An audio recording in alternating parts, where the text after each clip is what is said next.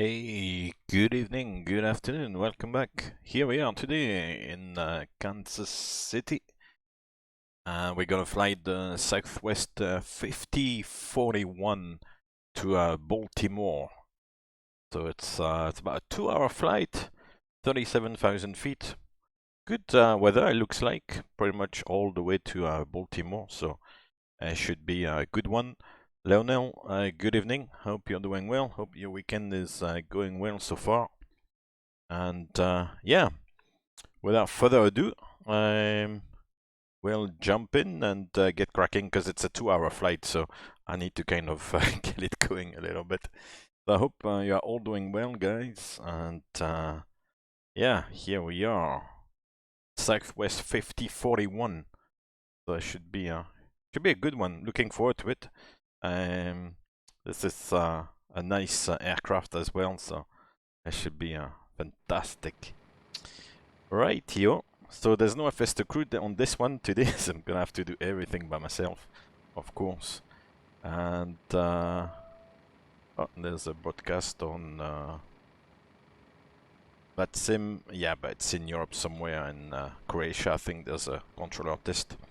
Anyway, up here, we'll switch these to nav, I believe.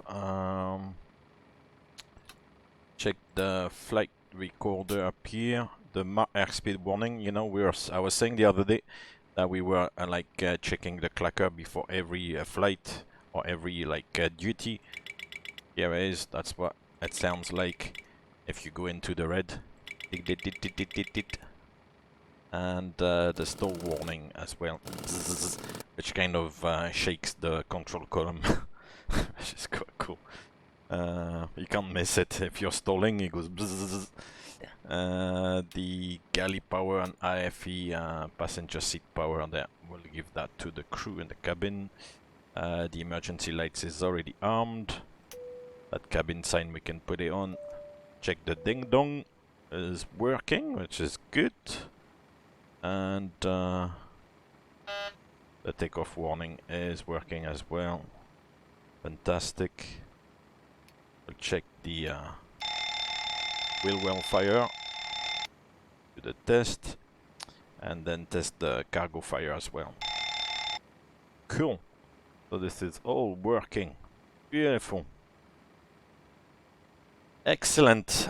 Today the meta command on the chat, and also I believe the landing rate competition is not gonna work because I couldn't log on with the streaming application. There seems to be an issue tonight, so we'll see. Hopefully it will come back in the next few days, but if not, then I'll try to see if there's you know, a possible fix. But for today I tried to log off completely, relog on. It kind of took me 5-10 minutes. It didn't work. Then time is running out, so I thought it doesn't matter. Yeah, how you doing, TB4? Yeah, that's what we were talking about the other day. Huh?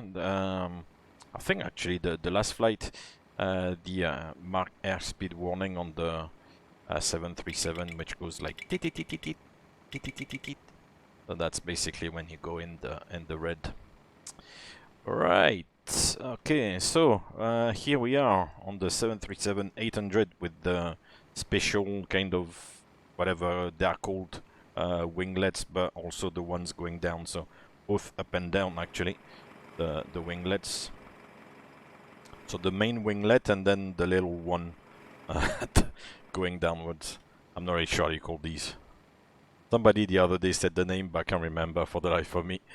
So that's where we're on the 737-800 SSW. Engine rating 26K. The Iraq data is still the correct one. So that's good.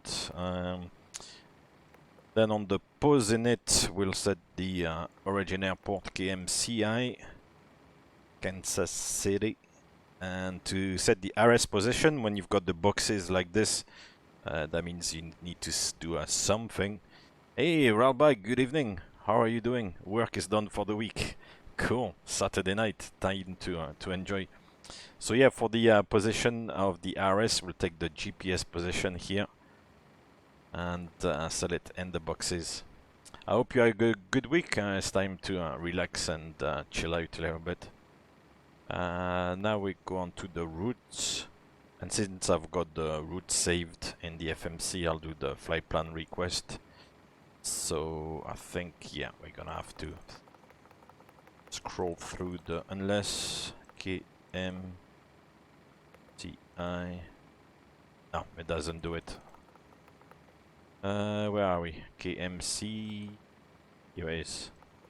KMCI. Cool. And we'll select.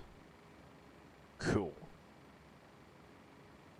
And we can put the flight number, so it's the Southwest 5041. Like so. And then the route uplink is ready, so I can clear that and load the link, or the uplink, I should say.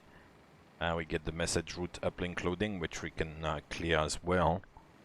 And then, yeah, here's the uplink coming up again. So we still have the origin airport, the destination airport, the flight number, or the call sign if you want. And then the route as filed. That's good. I can activate that and then execute it. Then in the perf init, what I'll do is I'll set the reserve. So the reserve today on the 737 is a little bit of a smaller number. It's 2.6 tons. The alternate today is Washington Dulles, which is actually not very far from Baltimore. And so it's a 2.6, the cost index, pick up 35. Cruise altitude is supposed to be 370, so straight away, so we'll set 370.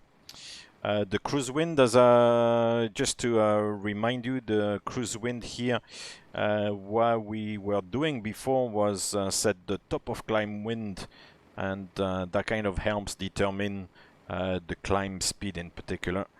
So today the top of climb wind or cruise wind is 257 at 38, like this, and top of climb temperature is -48 in Celsius, of course, because here we are in the States. They tend to speak in Fahrenheit, but I'll speak in Celsius, because Fahrenheit I'm not really.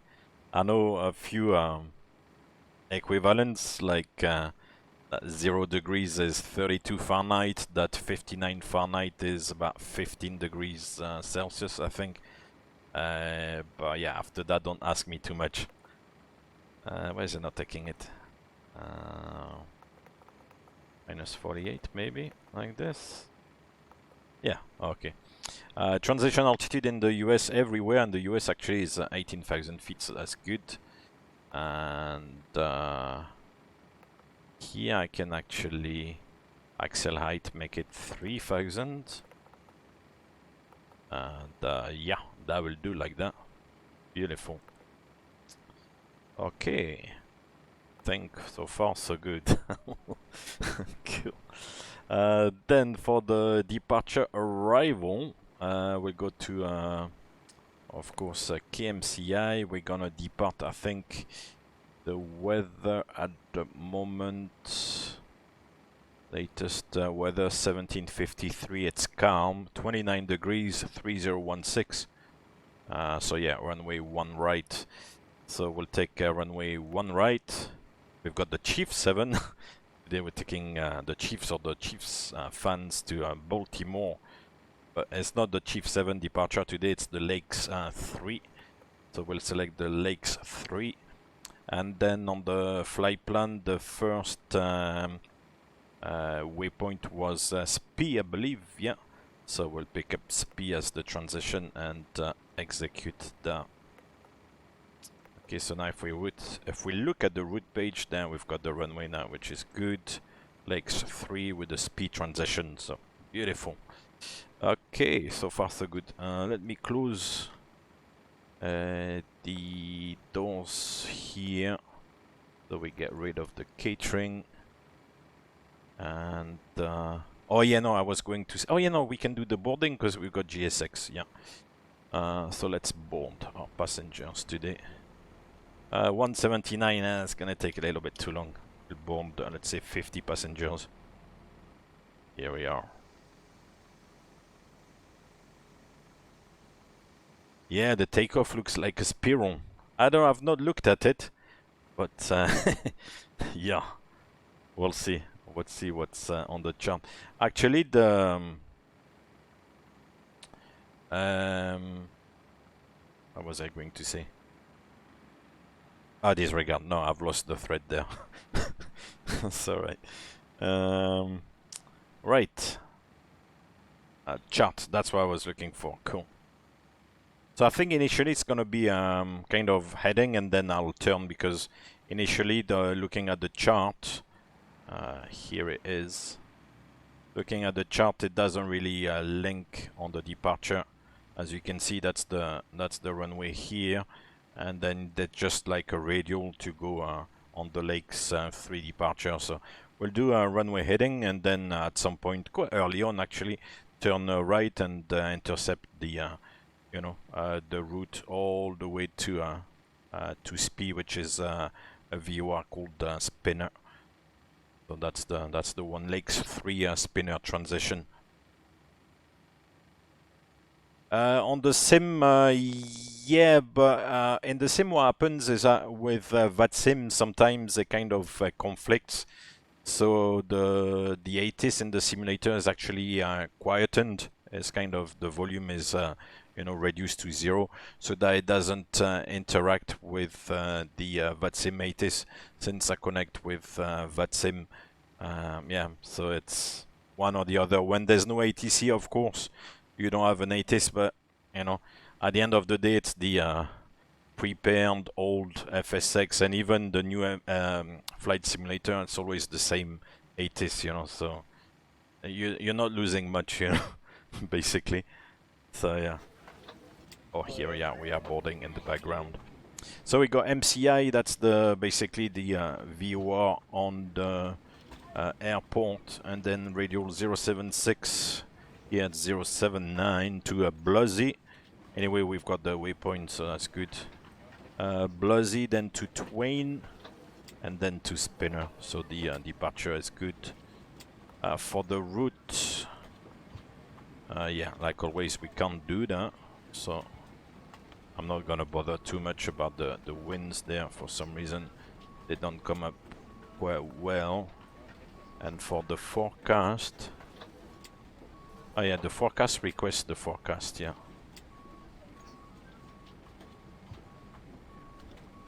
If it comes up.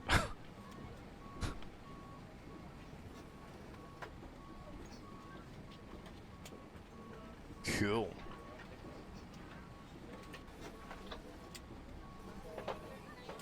And the forecast uplink is ready. I'll load it.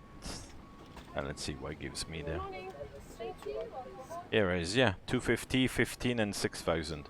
Yeah, that will do. I'll execute that. But this one... yeah, this one, I'll have to work out. Every time I say that, but as you know, then I don't really have the time to work out. I'm not really sure what the deal is with this one. Right, so I'll leave it at this for the moment, and what I'll look at as well is this bad boy here. We'll do the performance. So we are in KMCI. Come on board, it says. Runway 01 right. Condition is dry. The wind will set 0. Where's the keyboard? Here. So 0 on the wind. The temperature is 29. Nice. And the QNH is in inches of mercury. And it's 3016. If we can do it today. 3016.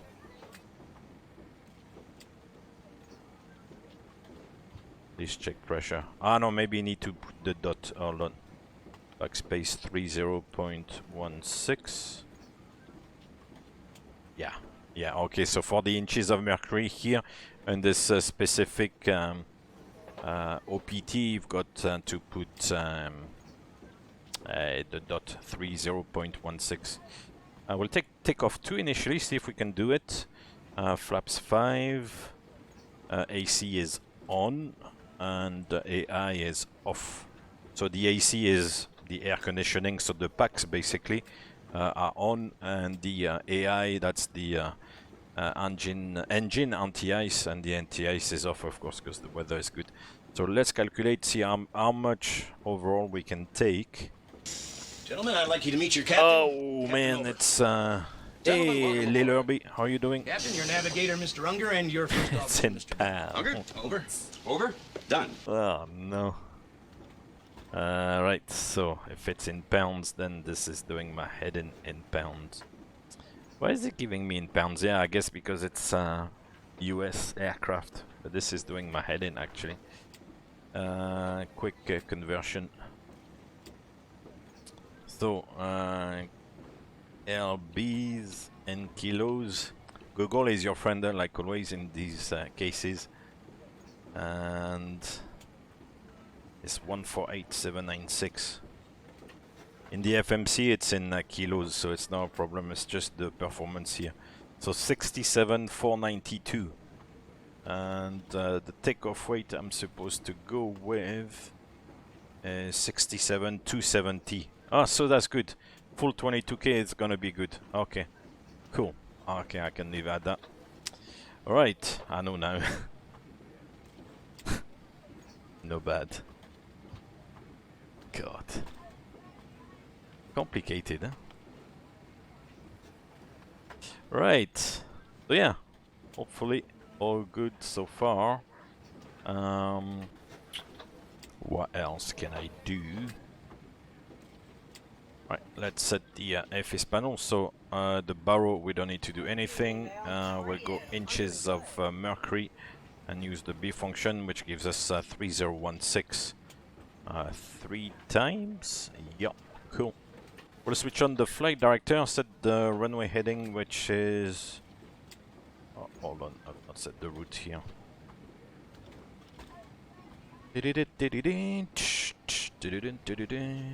Alright, KMCI. Where is it?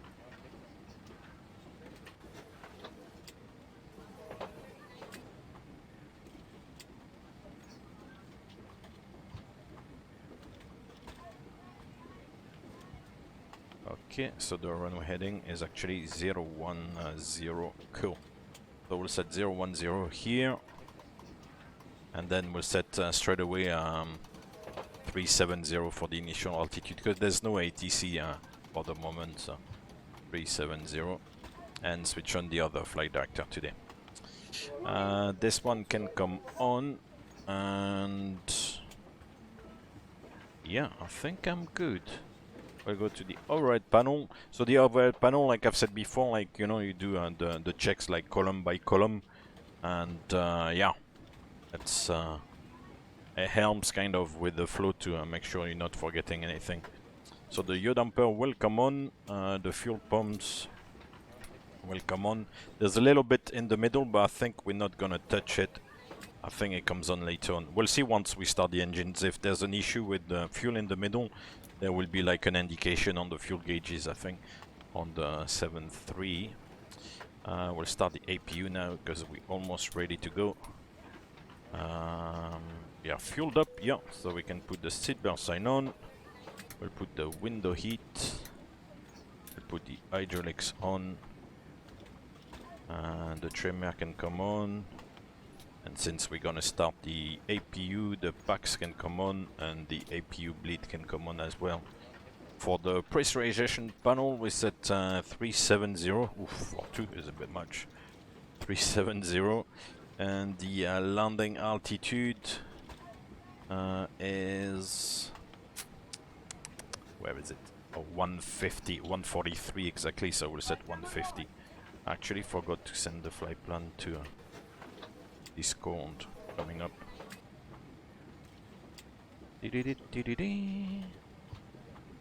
And the flight plan is sent on Discord. Here we are. Cool. Done. So right, this is all set. And I think we are pretty much good for the moment. Yeah, it's not too bad, Lono. Yeah, just you know, enjoying this. It's a good thing to use. Actually, I've always said it's a good tool to have in the sim here. What I can do as well, actually, today, since this aircraft is a little bit more basic, so we can set the frequency for the first VOR, which is the actual Kansas City VOR, which is on the airport, so 113.25. So we'll go 113.25 here, and on this as well, 113.25. And we can actually set the radial. The radial from the chart was 076, so we can set 076 here as well. And here actually it depicts on the navigation display, you've got those green lines as well, which I think is optional, because on the 737 I used to fly, it was not there. So 076, and this one obviously is going to replicate 076 as well, but just as an indication. So if the FMC was to fail, you can still kind of use the radio navigation, which is quite cool actually. Right, so that's done. Let's do the performance now in the EFB and get it sorted out. So the takeoff weight, gonna have to do it in pounds. Oh, mind you, I'll probably put the same number. Yeah, 148,700. That will do. In balance.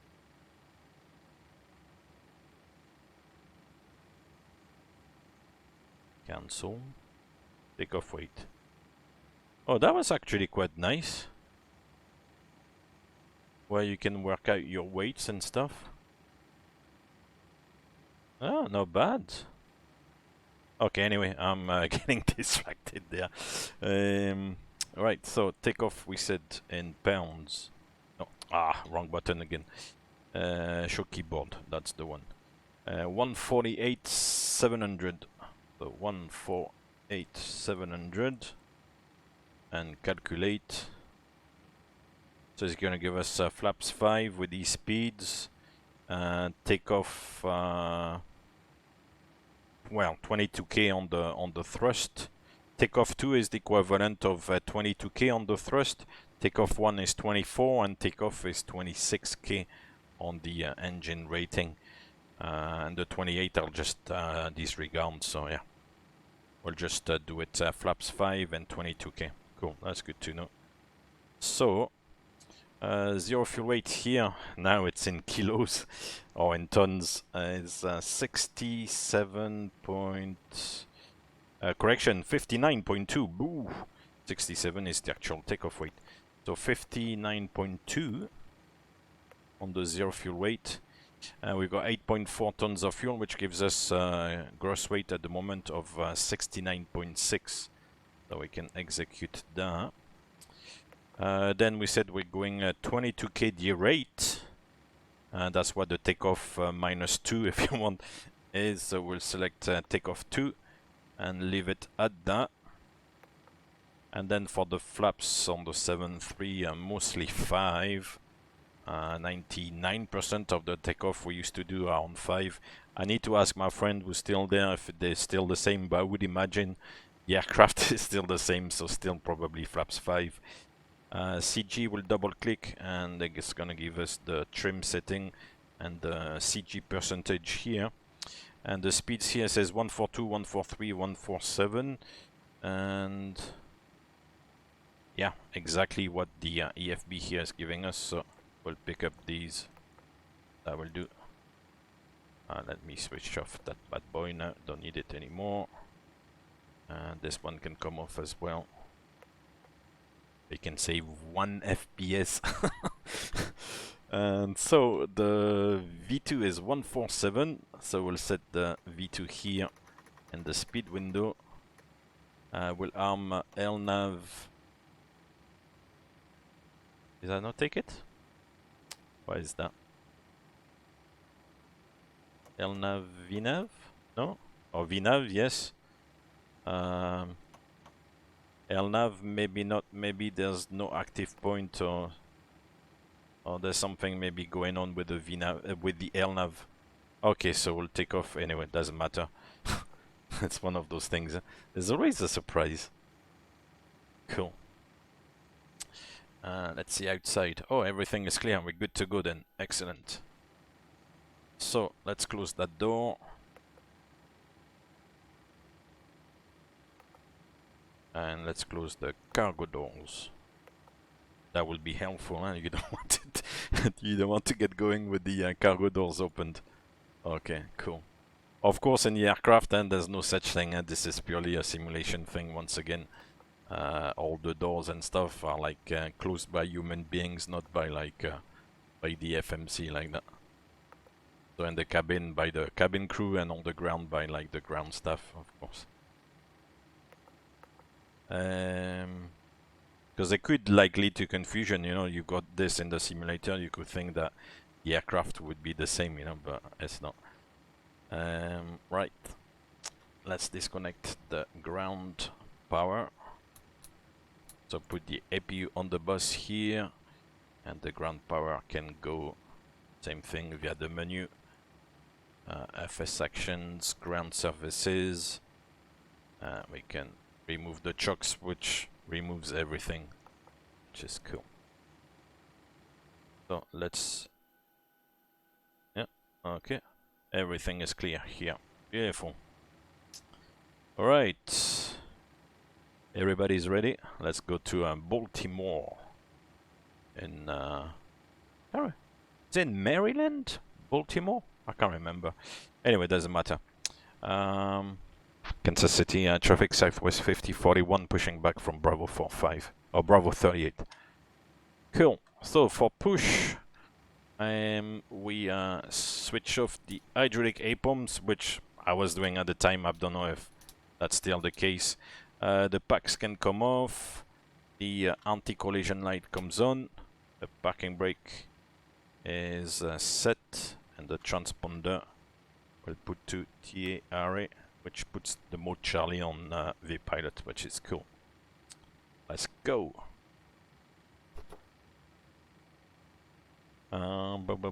Prepare for pushback and departure. Let's do it. Let's do it.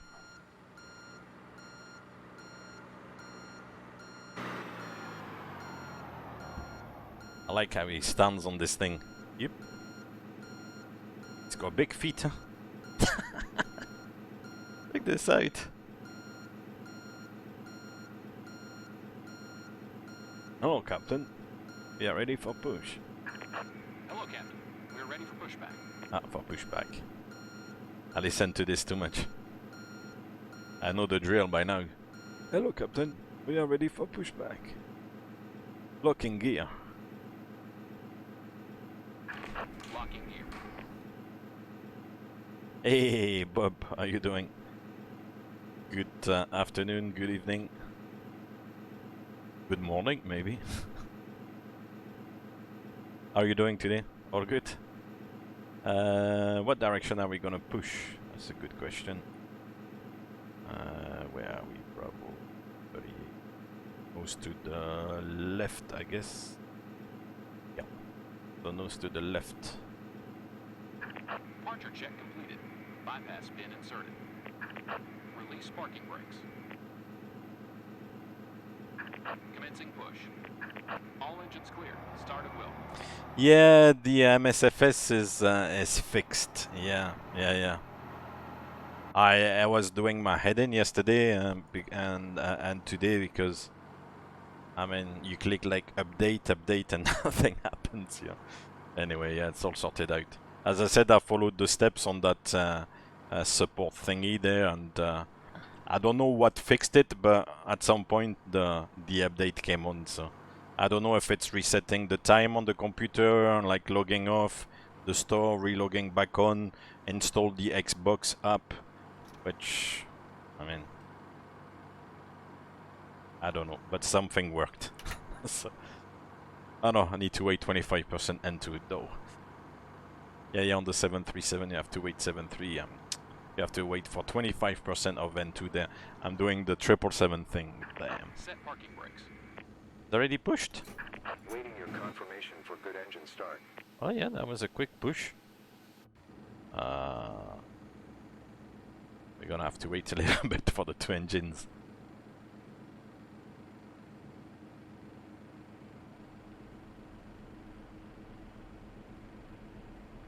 But the engine start, even if you bring the fuel control switch a little bit too early, the engine, as you see, kind of starts here.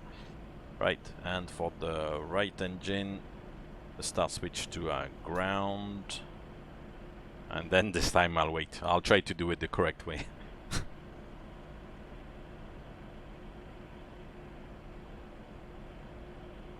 So we got N2, oil pressure rising, N1 is increasing as well, and by about 25%. Bring the fuel in.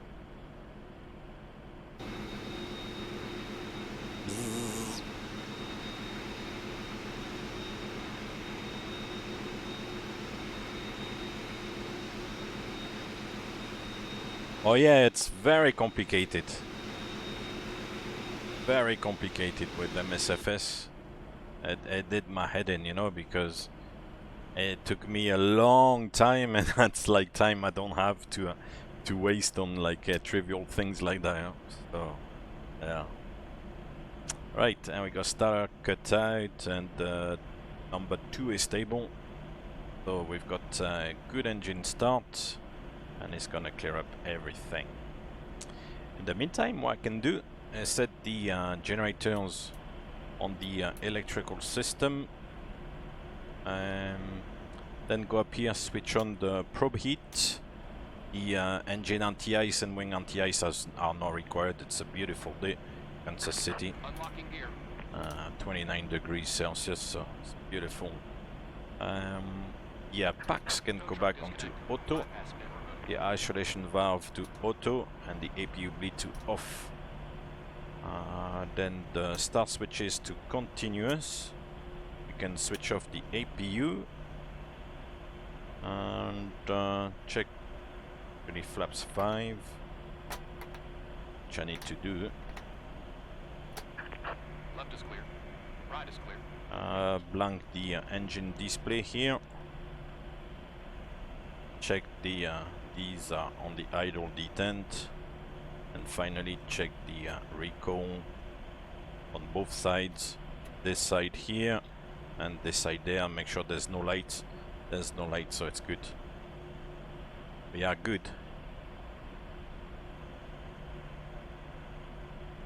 Yeah, no, that was good. I only got the message later on, but yeah, it's you're probably right, because I kind of seen around a little bit, and some of the research I did about the Xbox. So I suspect that's what may have helped.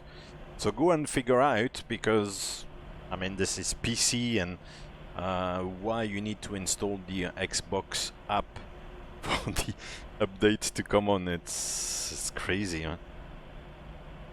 Right, so these guys are going away, and we are good to go. So let's switch on the taxi light and the runway turn off. See where I'm going.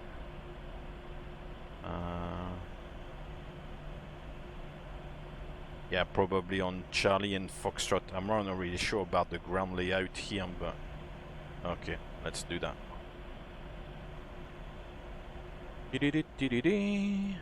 Let's go. So it's clear.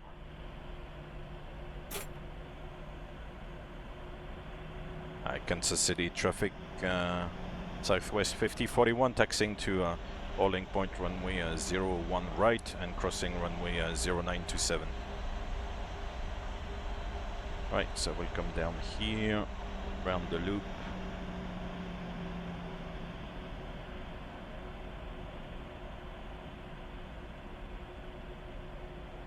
Yeah, I think the layout here, I think, is a little bit off in the scenery, but yeah, no, there's no prediction today, because as I said, the kind of little streaming application, for some reason I could not log on today, and it was not working properly. So I tried to another issue with you know, technology. I tried to fix it, but you know, after like 10-15 minutes, you know, I didn't want to waste too much time, so I just thought it's okay. I'll get it going next time. Hopefully it's not broken for good. It was working a couple of days ago for the Tula flight, so there's no reason why it shouldn't work now. Right, so the config is checked. And we go flaps 5. Yeah, for the moment it's good. Cabin will consider it is ready. Put the weather radar. Before takeoff checklist, flaps is 5, green light, and the trim. That's why we forgot early on. It should be 6 units. We should be about there. And I'm not looking where I'm taxiing, of course.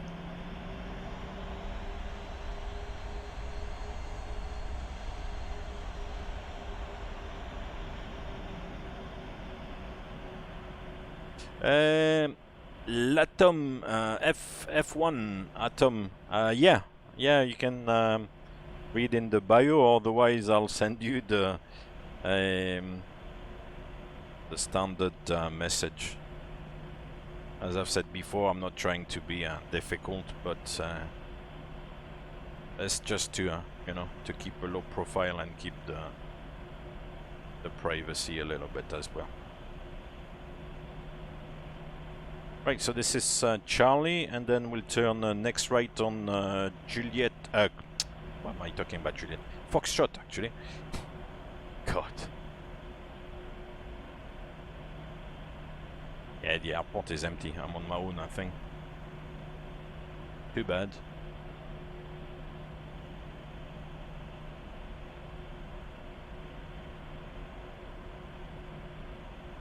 I don't think it's an overly busy airport in real as well, to be fair. The autumn wind is a raider, pillaging just for fun. He'll knock you round and upside down and laugh when he's conquered and won. Hey, Crooner, thank you very much for the raid. We got the Raiders music. Dun, dun, dun, dun, dun, dun, dun, dun. Right, so it's clear on each side. I'm just checking. Because once in Dublin, like he's crossing, just about to cross, and this guy took off in front of me, so I've learned my lesson. I never thought that day he was going to take off in Dublin from runway 34, which is like the kind of cross, like a smaller runway, and yeah, and then he took off. Just show it at the last, saw it at the last moment, you know. Yeah, I'm doing good, thank you very much, doing good. It was a bit of a busy day. I was actually in a simulator for like training day today this morning.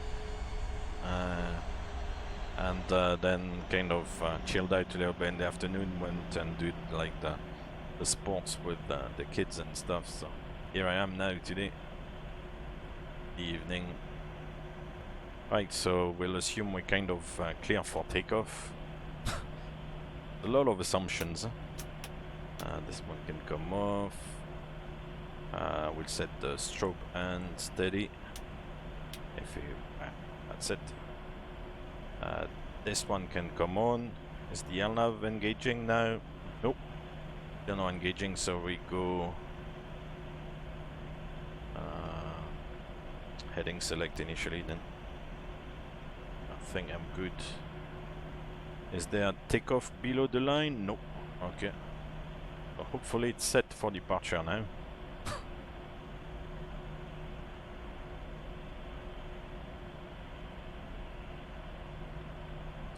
Let's go, Baltimore. It's just under 2 hours, so it's a good flight. Not too long, but not too short either. Intercity traffic, Southwest 5041, rolling runway 1 right. That's Echo 8, runway 1 right. So in the USA, you don't get the 0. Huh? They just call the runways as per their number without the 0 in the front, which is fair enough. Right, runway 01. Restart the timing again. Yeah, and let's go. Let's go. Let's go. Runway 1 right. Heading. Yeah. Okay. So we'll set the thrust to about 40% and let it stabilize and hit toga. Now we've got N1 and toga, that's good. Okay, let's go.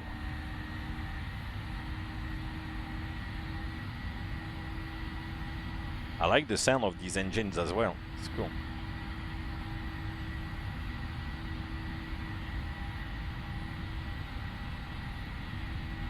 Now we get thrust hold. A little bit similar to the 777, but different in a way as well.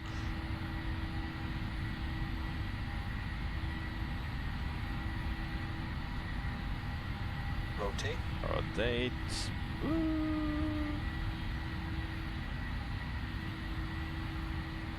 Positive climb.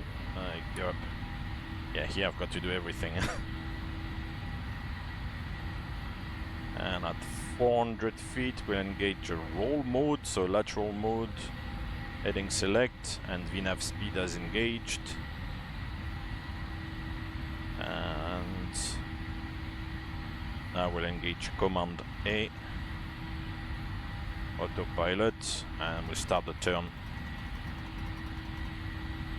So southwest 5041, turn right heading 105.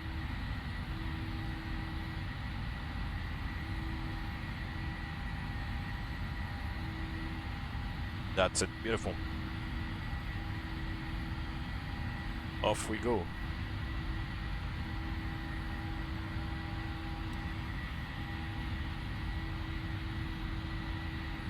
And actually what we can do is take a direct to a Blue Z. That will do. Blue Z, execute, and air nav. Yeah, perfect. So the speed is coming up there, so we retract the flaps. Go flaps 1, speed checks flaps 1.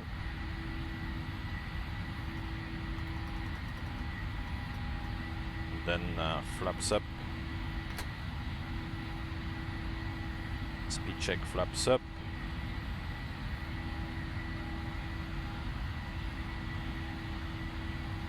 Then we get flaps up, no lights, so the VNAV accelerates to 250, and we can do the after takeoff checklist. So the after takeoff checklist, we check the pressurization. First of all, we should have about 1210, 1215 on the needles here, which is the case, about 1215. 500 feet per minute on the rate of climb here. Hey Dave, good evening. And the packs and the bleeds are on, which is good. The star switches can come off. These lights, they can come off as well, the retracts now. The auto brake can go back to off. This one has to be done manually, it's now a 777. And the gear from the up position has to go back to off. I think that relieves some of the hydraulic system pressure. And flaps up. And yeah, that's good, I think. After takeoff. Engine bleeds, packs, landing gear, and flaps. Yeah, good. All sorted. How are you doing, Dave? How's your weekend so far? Saturday night today.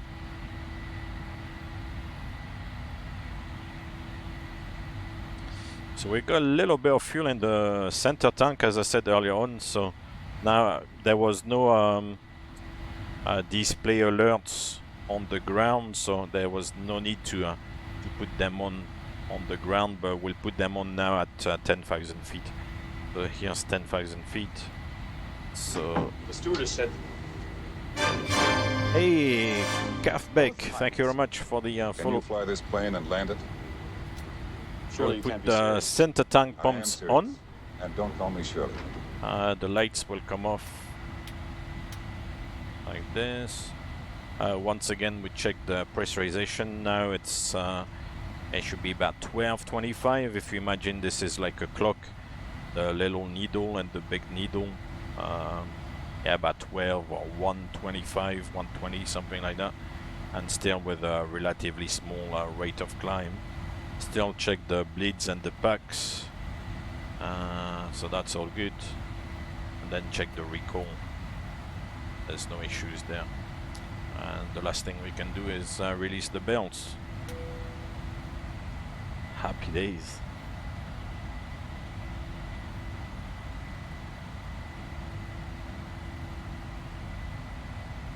It's funny, huh? The chart was saying radial 076 from the VOR on the airport itself, but radial 076 there is actually off.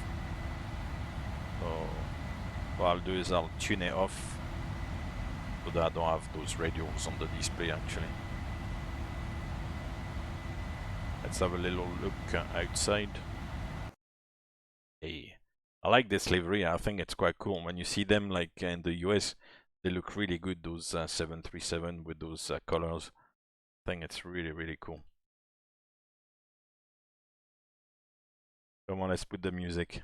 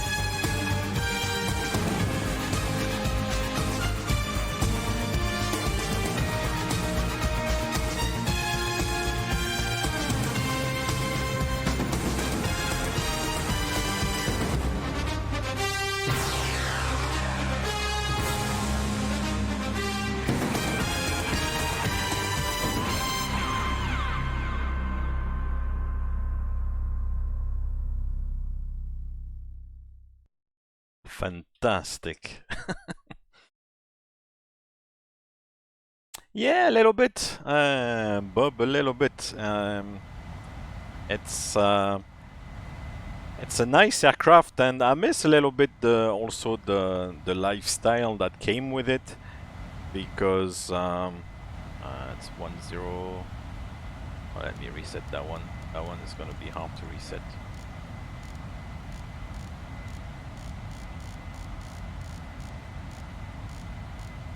Zero 1 3 992, yeah, something like that.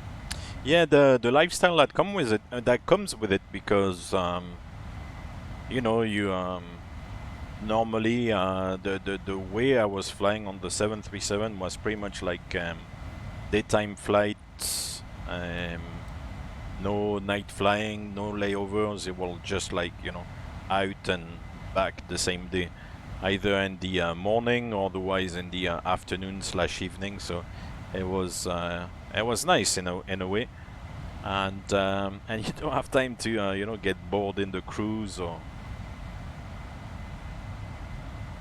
so. Yeah. Right, we got master question fuel. It's because the fuel pump there shows a bit of low pressure because the tanks are getting empty basically. So what we can do, no big deal, it's just to switch off the pumps. That's it. And then if you check again the recall, then the message is gone. Yeah, there's an option for the three altimeters to be synced together. What I do is I try. This one actually is a little bit awkward, so maybe I should sync the three. But otherwise, you're supposed to have maybe like you know, these the left and the standby here kind of separate. In the aircraft, they are separate, so that's why I was trying to keep it like separate. But actually, on this aircraft here in the sim, it's a little bit awkward because that button is and the display there is not very clear. 370, we can go 2 straight away, I think. Yeah, the optimum is 379. So PFPX actually calculated quite well. I was a little bit dubious with the aircraft weight. I thought oh, maybe we can't make it to a 370 straight away, but yeah, we can. So 370 is the optimum today. 2031 at Baltimore with 3.2 tons. Not bad.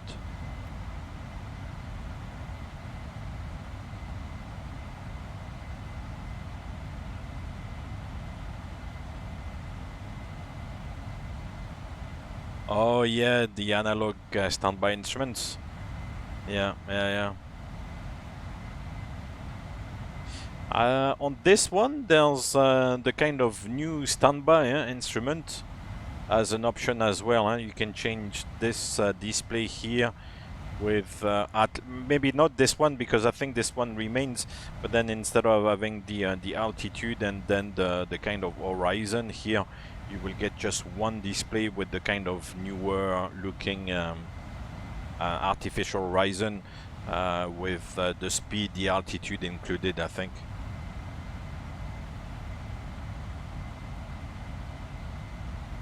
For a price? Oh really? You mean like with PMDG or for the aircraft in real?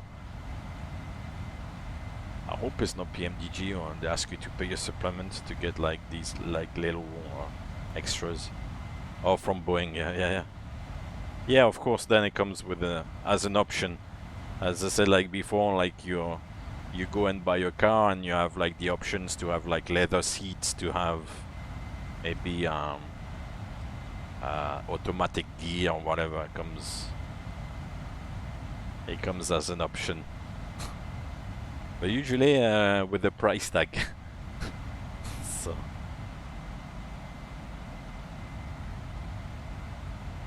cool. The weather is looking very clear. Really nice today. Right, so Volanta is registered, which is good. We're just clipping the Chicago area. Chicago is on at the moment, and Memphis is on as well.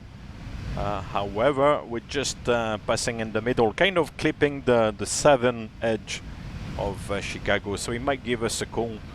I don't know, but yeah, unfortunately, on the route itself, it's quiet as far as ATC is concerned.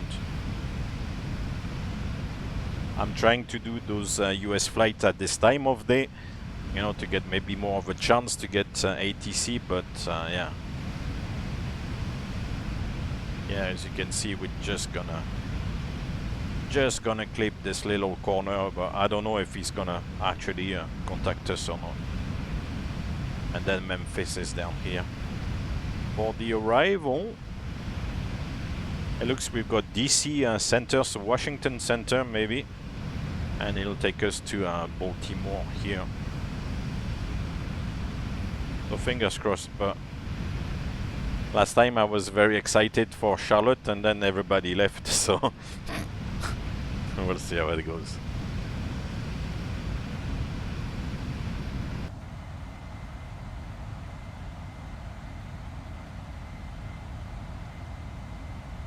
Oh yeah, the 777 for British Airways with this constant alternate uplink, which was a little bit annoying actually. I don't know if they have it like this in the aircraft or not, but it was certainly certainly annoying because every like 20 minutes or half an hour, whenever that was, the uplink came on and like alternate uplink ready, and it's like, well, you know, we can look and we can think. We don't need the FMC to tell us, oh, this is where you're supposed to go now.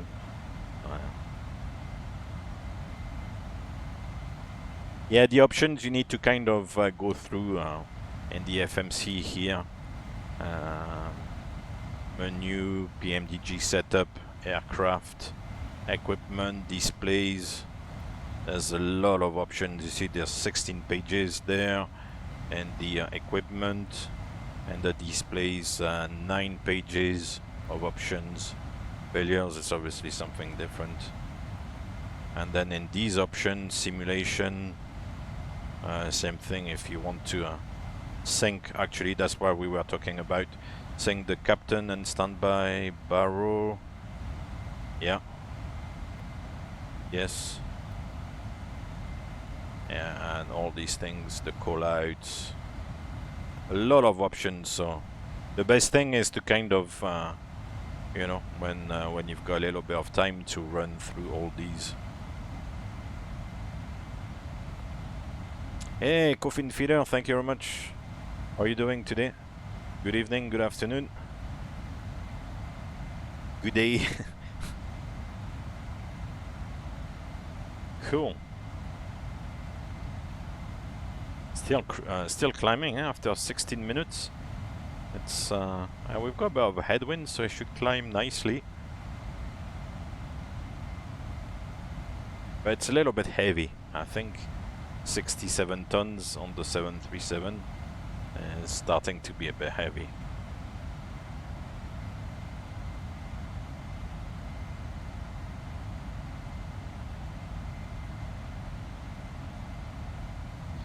So today we are a little bit warmer. Kansas City was 29 degrees. I think Baltimore, where's Baltimore? Baltimore is gonna be 29 degrees as well. So a little bit warmer than Tula. God.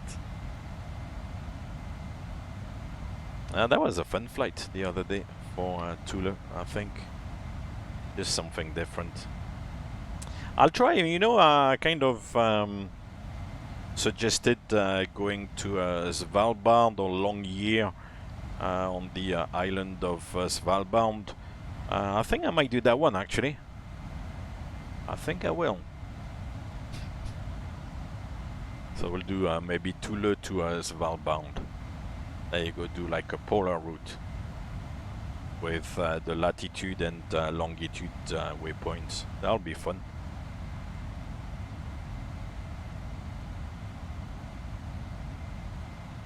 Maybe we'll get a bit of snow or something in the weather. Yeah, my weekend is alright. I can't complain. Thank you very much. I hope yours is going well as well.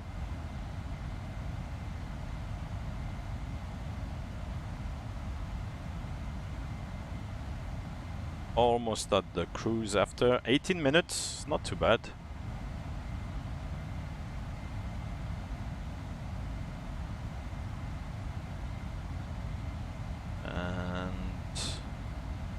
Yeah, not the fuel on arrival is good. This is quite an efficient aircraft, because when you think about it, we took off with about 8 tons of fuel on takeoff. It's burning already 1.6 in the climb, because obviously the engines are like at full power to climb. But then we for the actual cruise, which is gonna take about maybe an hour and 15 minutes in the cruise itself, it only burns about 3 tons and a bit, so it's not too bad actually. Very efficient. I guess that's why they can charge sometimes relatively good prices, you know.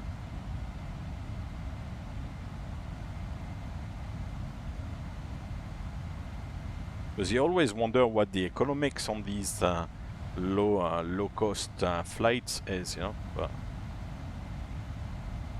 they do manage to break even. Later on, we'll look at the. There's a website with the price of fuel. Of course, it's kind of general price. It's not what the airlines are actually maybe paying. I'm not like you know, informed about the fuel contracts and stuff like that. But there's a website where there's kind of a general price for fuel, and yeah. Boeing 747-800. No, that's what the at the moment that's what the engines are giving, and we actually still away from the amber, the little amber and red line here. So no, we're good. In the climb, you need to have like full potato, you know, full thrust. But no, it's okay. It's okay.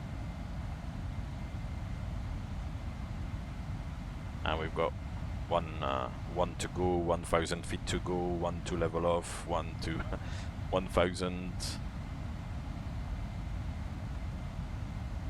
Decimal 79. Flight 209er, you are clear. Hey, Boeing 747, thank you very much for the follow. LA departure frequency 123.9er. Roger. Roger. Request vector. Subsonic. Over. What? Flight 209er. Good evening, clear sir. for Vector 324. We have Roger. clearance, Clarence. Roger. What's our vector, Victor? And we are leveling off after 21 minutes. Beautiful. How's your weekend, Subsonic? All good? We got FMC speed and VNAV path. Which is funny because that was something we didn't used to call. We didn't used to call the FMA changes, but on the 777 we do, and I actually like that. I mean, I'm now kind of used to it, but I kind of like that because it kind of forces you to speak out loud and think what the automation is doing, which is good because you could sometimes get caught out. So, alright, so here we are in the cruise. Let me find that website I was talking about. The fuel price.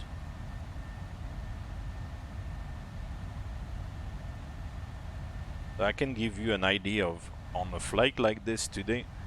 On the 737, about 2-hour flight, 8 tons of fuel, which kind of makes sense actually.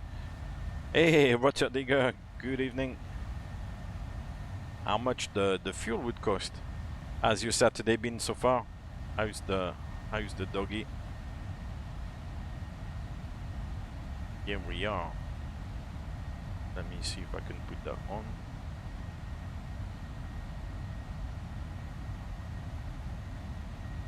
No, doesn't work. Or maybe.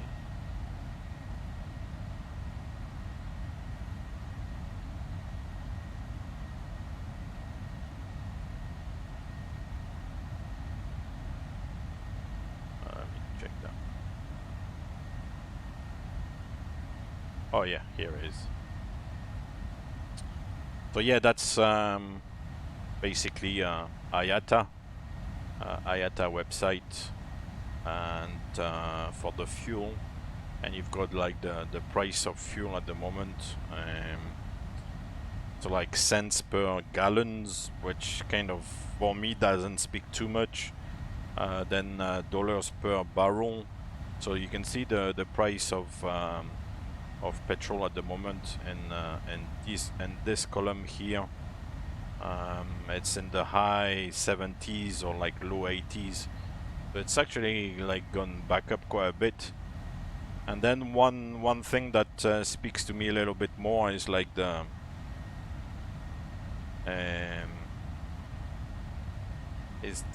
price per metric ton, so per like 1,000 kilos of fuel. So today as I said, we had like 8 tons of fuel. So basically on a flight like this, which is quite typical, the price of fuel, like for example in North America here, will be 654 times 8. That will be about 4,000. Yeah, let's round it up to maybe $5,000. So $5,000 of fuel for the flight. that's why it would cost. So it's quite interesting. And then I think there's a graph with some sort of an index, which is complicated actually. But you can see compared to last September, which was already starting to pick up, it's gone up. And then you've got the price of fuel. I think that's per barrel. If we look down here, that's obviously when everything closed, kind of spring 2020, when everything went into a lockdown. And we can see already up here, we are pretty much at the levels of pre-COVID, basically. So yeah, it's interesting. So yeah, that's the IATA and then fuel price, if it's of interest, guys. But yeah, it's good to know, because it shows you at the moment that the price is basically back up. Ooh, a fox on the dog walk! Wow. Oh, Rotterdam, the weather thingy doesn't work today. Hopefully it'll get sorted out next time, but today for some reason, yeah, the bot is on vacation again. It's the weekend, you know, it took the day off today. I think it's on strike, and it's kind of not happy about its life. I tried to get it going for maybe 10-15 minutes, it didn't respond, so then I thought, I'm not gonna spend my whole time when I was trying to set the whole thing up today. Yeah, I thought I'll just let it go. Maybe next time I'll be back. So 5,232. Yeah, because it was 650 and a bit. So yeah, it shows you. So if of course that's not the only expenditure for the airline, because they've got to pay the staff, they got to pay like for the aircraft itself, the landing fees, all that stuff. But like fuel wise, yeah, on a flight like this, 5,000 and a bit dollars. So if they go like let's say even like 100 passengers, then yeah, $50 per passenger would pay for the fuel basically. Then they have to charge a little bit more than $50 if they go only like 100 passengers. But I think on these 737, I'm not sure what the Southwest configuration is, but we had about like 189, so yeah, it was like quite a lot. So almost 200. So then it becomes just over $25-30 per passenger on the fuel only, of course. But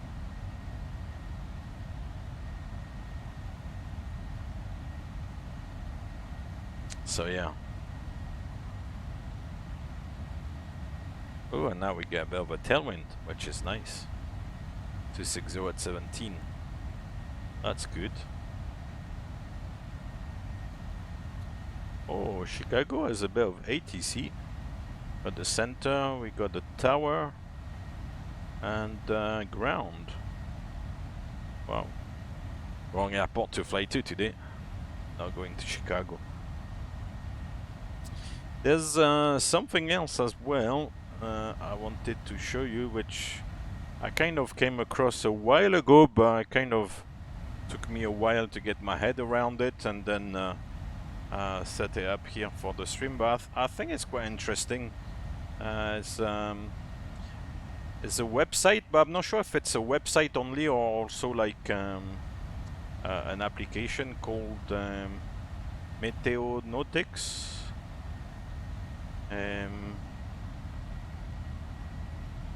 And it kind of gives you the weather for your flight, which is quite cool, I think. So you've got your on the map here. Obviously, this is the US.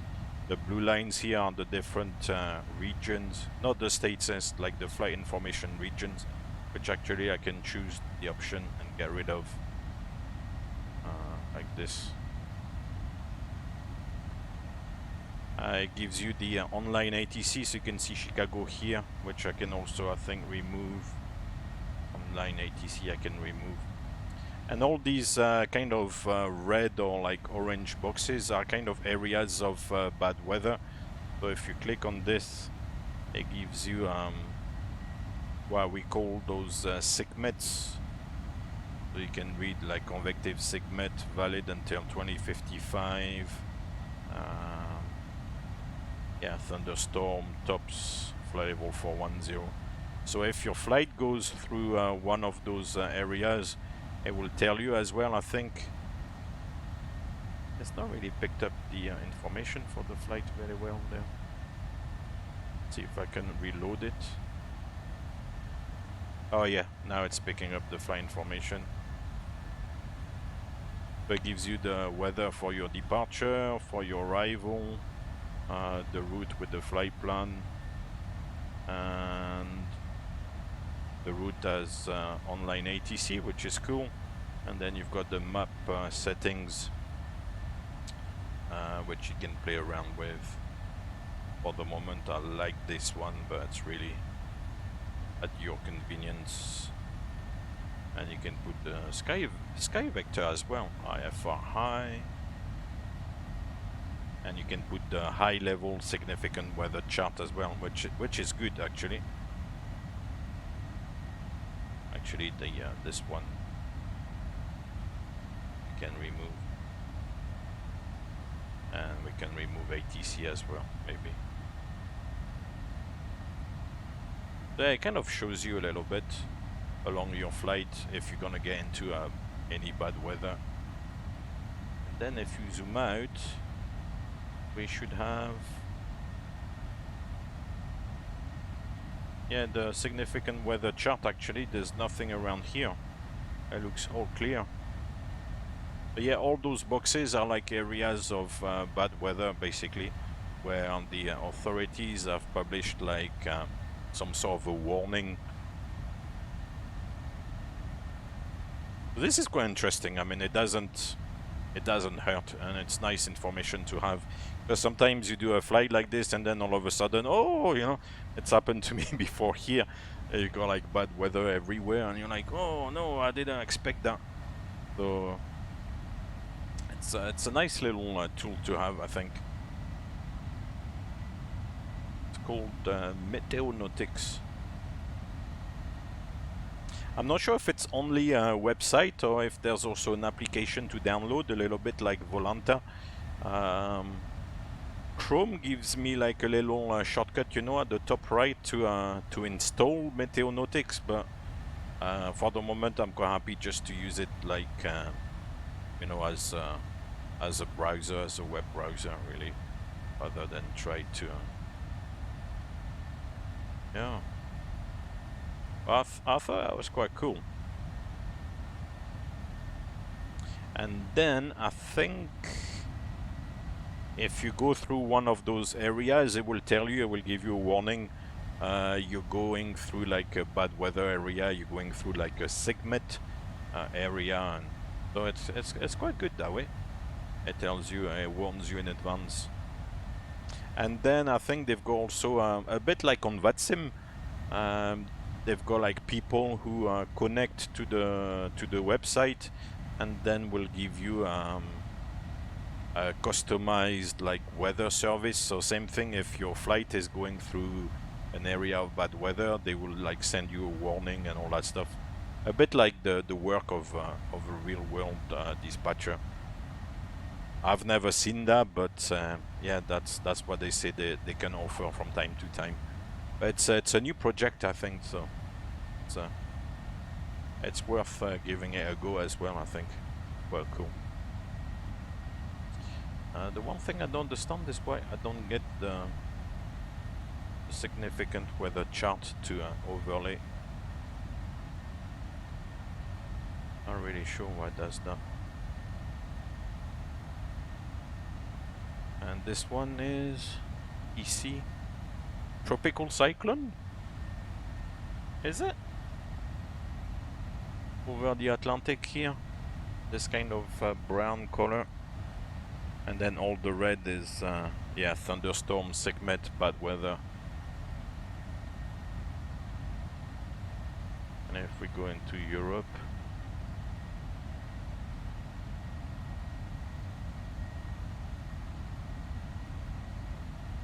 there's a little bit of weather in France, over Ireland. Germany is clear.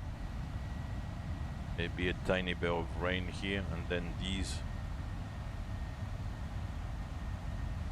Yeah, quite a bit of weather here as well. So yeah, it's quite cool. As I said, it's just a bit of extra information. Instead of like bumping into bad weather, like when you're in flight, all of a sudden you're like, oh, where is that coming from? Then you've got this thing. Maybe the service is not available for the high-level chart. And there's plenty of options. You can change the way the weather looks. You can put some metals. I'm not really sure how it works. Overlay the weather satellite, aviation segment, the lightning as well.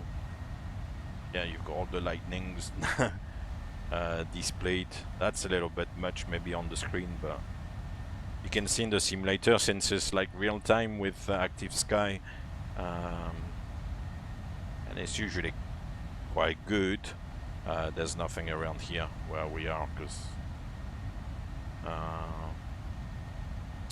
you can send a virtual pilot PIREP as well, so like a report of turbulence and stuff. You can see what I was talking about, what they call those online virtual flight service specialists, which will give you like a weather brief and everything. So that's good. Online flight sim planes. I think it's actually only you. Online ATC, as I said. Now we'll see again Chicago up here and all that stuff. And then you can add like another map overlay. Earlier on I had like the sky vector. Sky vector IFR high. Oh yeah. So now you've got the aviation chart and the background as well. It's maybe too much information to have here, but oh, it's quite cool. So yeah. Yeah, in Volanta you've got the weather as well. Yeah, true. The one thing you don't have in Volanta are those weather warnings, which are, as I said, like published by the aviation authorities. These segments and stuff. That you don't have, I think, in Volanta. The thing here. This. So yeah, all those boxes there, for example, the one like over Tennessee at the moment, segment 72 Echo until 2055, tops up to level 410, blah blah blah blah blah blah. But if you don't have that information, it's not the end of the world either. And on Volanta, as you said, you've got the I can't close that one anymore. You've got like the weather depiction. If you look at Volanta, then I'm sure we're gonna see the weather there. If I display it, weather. Yeah, it's gonna be in the same place. Down in Kentucky, Tennessee and stuff in that area, it's not looking too good. So, but on Volanta, as I said, you don't have the official warning. Basically, that's the only thing. But you can see it here. So yeah, we're just on the edge of Chicago, but I don't think he's gonna get in touch with us. We'll just stay on Unicom. Yeah, that's it. We can go home now.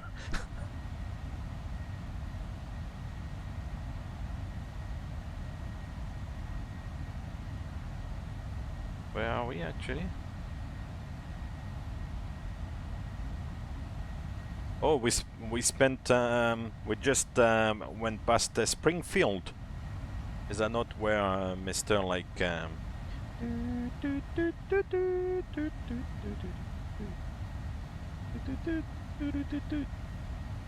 and then over Indiana and Indianapolis.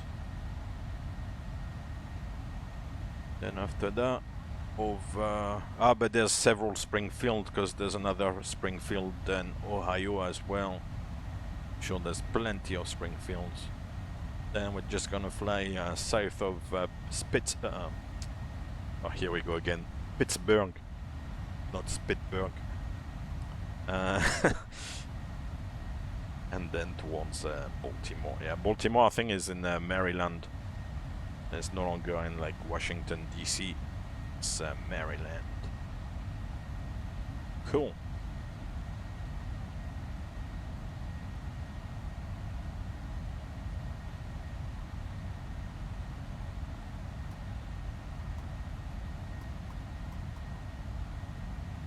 We're getting 45 knots on the tail, which is not too bad. We got 500 knots of ground speed. So yeah, we should be landing in just over 1 hour. It's not too bad actually.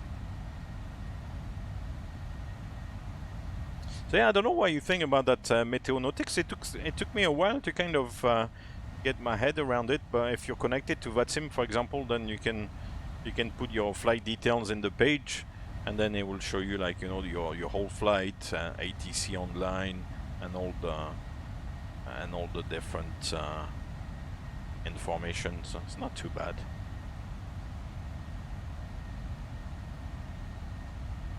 Washington Center is still online. Fingers crossed.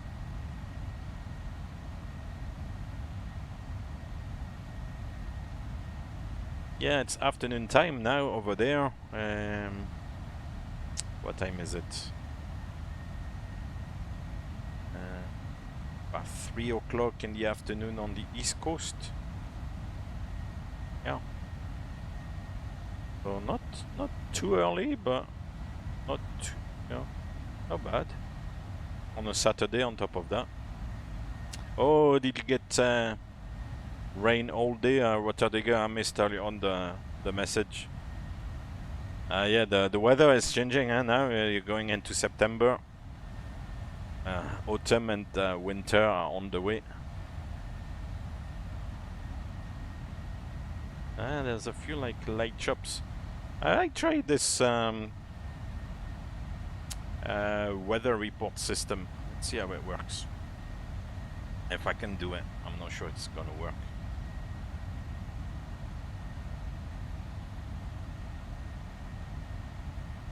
Oh, it's not here.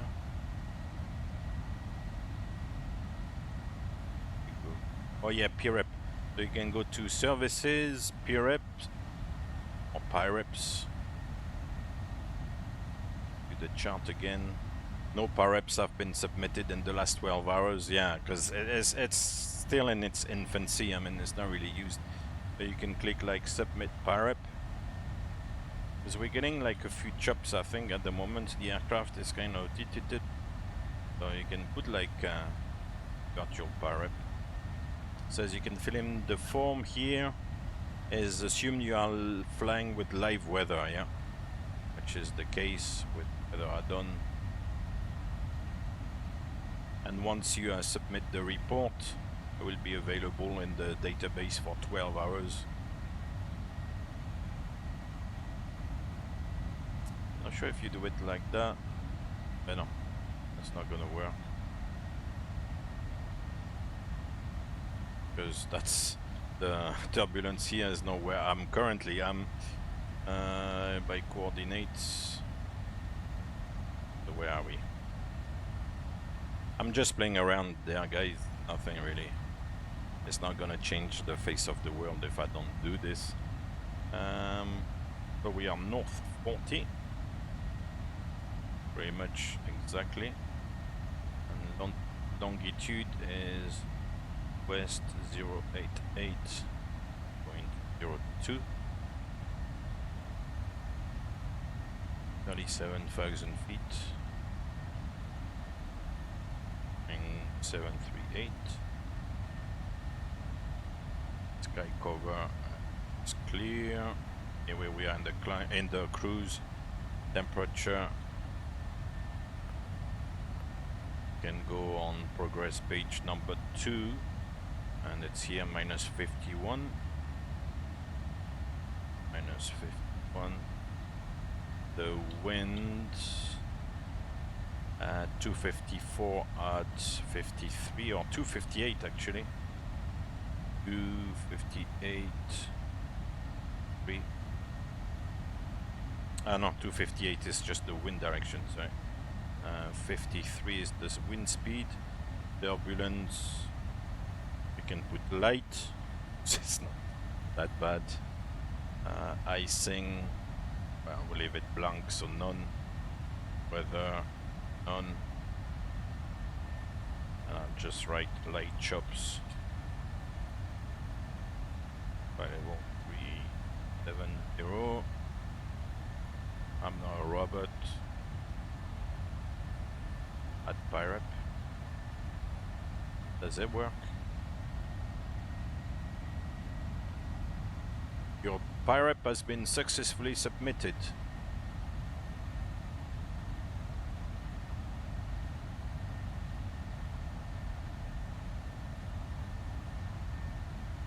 I don't know if it will be on the map. Maybe I did all that for nothing. Yeah, probably.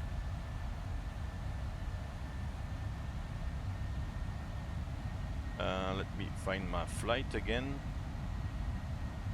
Flight tracker. So yeah, that's how you start. Go from flight tracker, go to VATSIM. Sign is southwest 5041. Submit.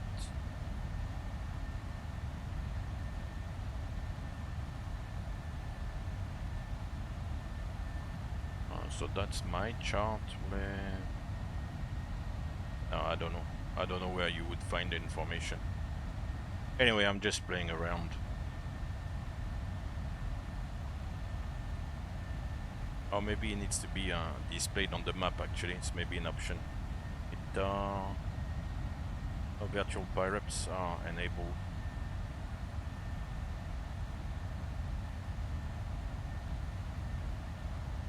Unless it's because I did it. I knew it doesn't know. Yeah, anyway. You get the drift.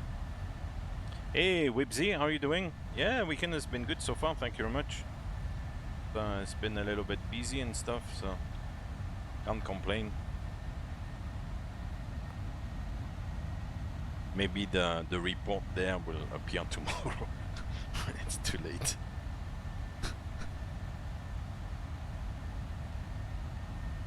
You have to give these things a go, huh? You don't try, you know, kind of play around.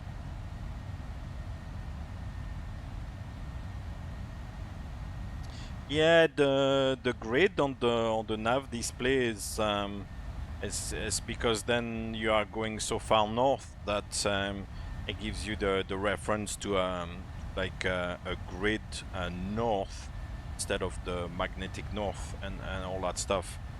But where the grid north is pointing to, I'm not really sure. I've never seen that grid display on the, you know, on the 777. We don't have it. I think it's an option as well.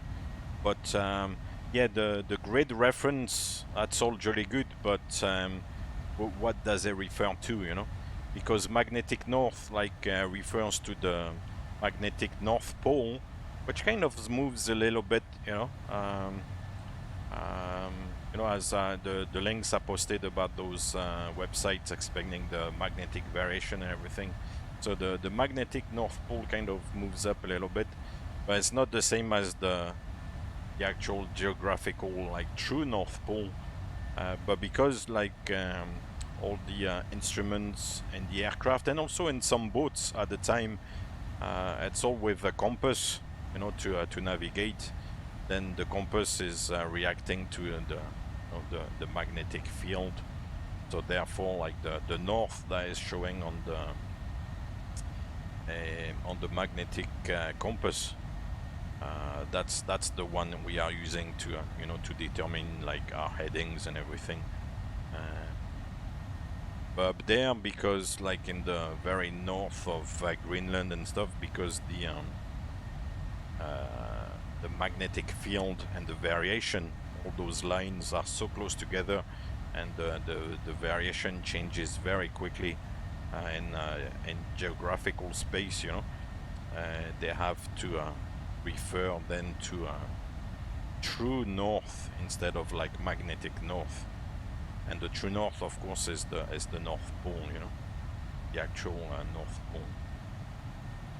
So yeah, but the grid, I'm not really sure. In the even like in the simulator here, you know, it shows you grid, but what reference is it? Because the grid, you know, if it's like a grid, like a square, in relation to what, doesn't really tell you. I need to kind of maybe read a little bit about that, but that's not really something I'm too familiar with, I have to say. And then the approach in Toulouse was in true headings, in true tracks and stuff, instead of using like magnetic. As you can see here, at the moment it's all magnetic because, I mean, we are in the US, there's no issue.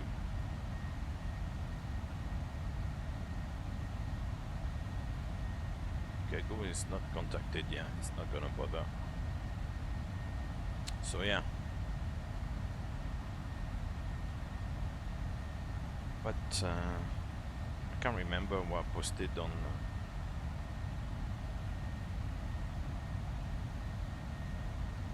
Oh yeah, I put you the charts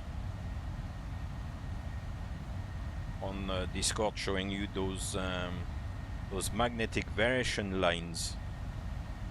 This is like one specific chart I had like posted, but normally that's the way they appear. It's those little dashed lines, and then they will put you like in some areas of the chart. They will put the actual variation number, and it can be a little bit mistaken with the actual latitude and longitude if you don't, if you're not too familiar with it. So that's why I put there on the Discord. And then there were a couple of websites, I think, as well. Where was it? Oh yeah, with the magnetic variation, yeah. And you could see at the very top of Canada, the lines are very, very close together. So it's the compass up there, it doesn't know where it's going, basically.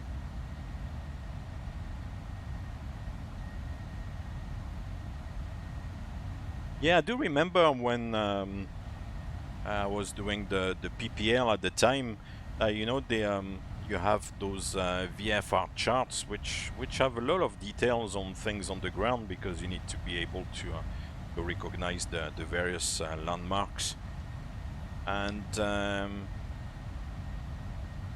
these charts are referenced to true north.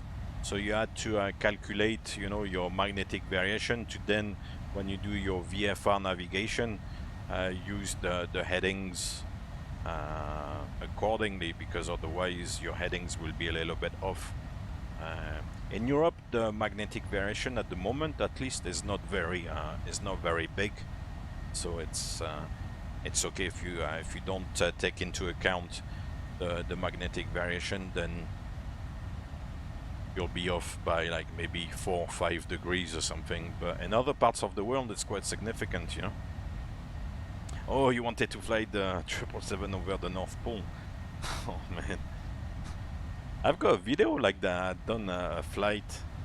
Maybe when was that?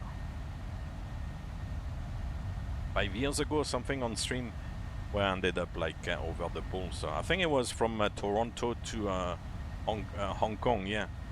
If you search the YouTube channel, you'll find it. And we flew over the North Pole, or very close to it. Because there's like one particular airway, one particular route over there, which goes maybe, I don't know, 100 miles away from the North Pole. It doesn't get exactly over the North Pole. It just yeah, is maybe 100 100 miles away. The waypoint you go past waypoint called Aberi, like this. That's very far north. Let me find the link of those videos quickly for you. No, on this one, hold on.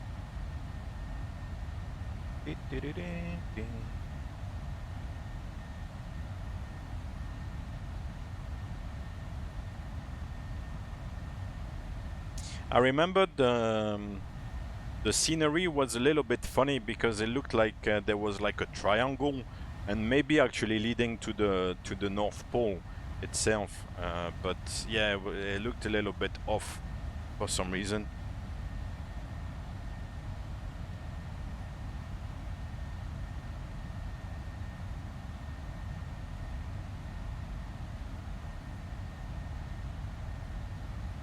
Yeah, not the that's why 777 boom. That's what got me. Hey, Mariam Peters, how are you doing? All good. The name, I suppose, maybe a lady. Another lady pilot. The other day we had. What was that? Can't remember the names, but so many names. But that's what kind of inspired me when I had done it. Was that Toronto, Hong Kong, Air Canada? I think Air Canada and Cathay are doing it, you know, flying depending on the weather, of course, on the day, because I do remember the flight plans were available online, but the route was changing every day, basically, because some days it makes more sense to go further north, other days to kind of stay a little bit further, further south. It's all relative, of course, because you still have to go up with the you know, the shape of the Earth, of course. But sometimes, yeah, they were kind of more going towards like Alaska, and instead of going all the way up to the north and then back down the other side. It's kind of gets your head a little bit thinking, huh? That for these flights to, let's say, like Toronto to Hong Kong, you have to possibly go all the way and then go back down on the other side, and then you go back down into China, well, first Mongolia maybe, and then into China, and yeah, it's mind-boggling. Oh, there's some traffic here. Speedbird 789, Speedbird 190. Ooh, a bit of traffic today. Where is that guy? Oh yeah, he's going to Boston. Here he is on Volanta. Speedbird, what altitude is he? 39, good. He has the actual true altitude, 38,485, but I'm sure it's flight level 390.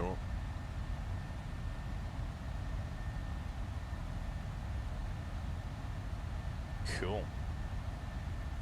Speedbird. Otherwise we'll get traffic. Actually, I don't know if he's also reset his altimeter,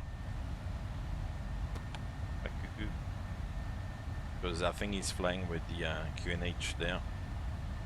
Because regardless of the true altitude, sometimes that is displayed in VATSIM.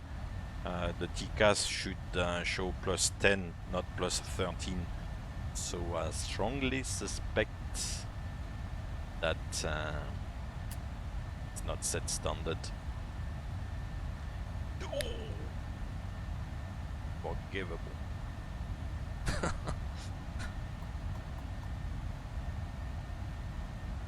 He goes into Chicago. No, maybe no. He's gonna avoid Chicago as well. Don't confirm. He set standard. Oh, yeah.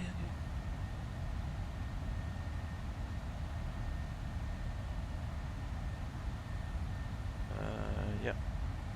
Hold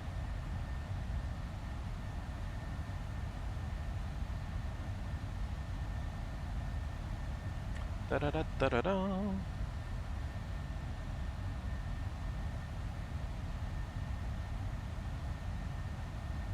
Toronto.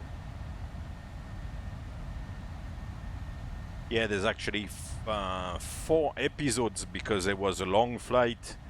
I did go to bed at some point. I go all the way to the North Pole and then went to bed and then came back for the last 2 hours of the flight.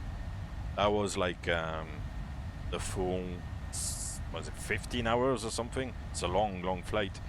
That I actually did on stream like a few years back.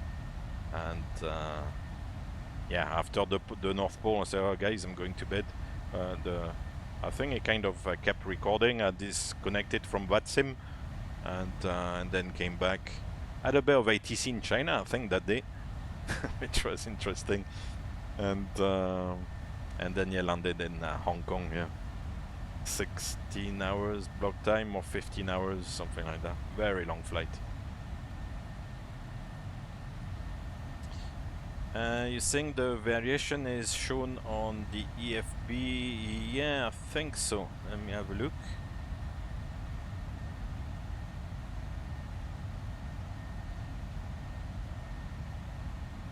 I knew there might be options in the display. For the moment I can't see it, but maybe depends on the display options as well.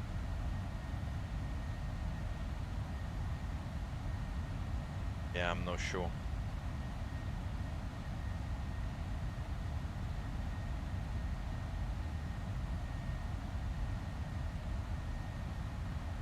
Yeah, it was not too bad. As I said, like after the first 6 or 7 hours, I can't remember how long it took me to get to the North Pole, and then it was so guys, it was kind of started in the evening. So by the time I got up there, I was like nighttime. Then I said, okay, going to bed, and then I woke up the following morning, 6 hours later. Kind of did like what we would do in the aircraft, you know, do the first half, go to rest for the second half, and then come back for the landing.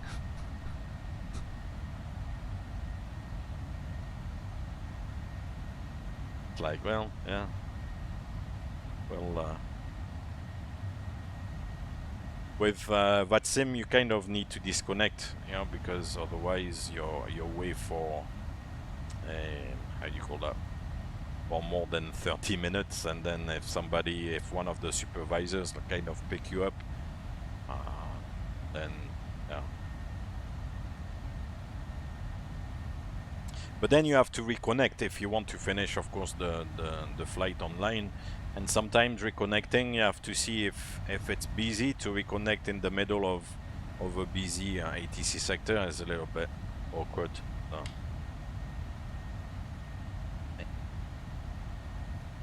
Cheers.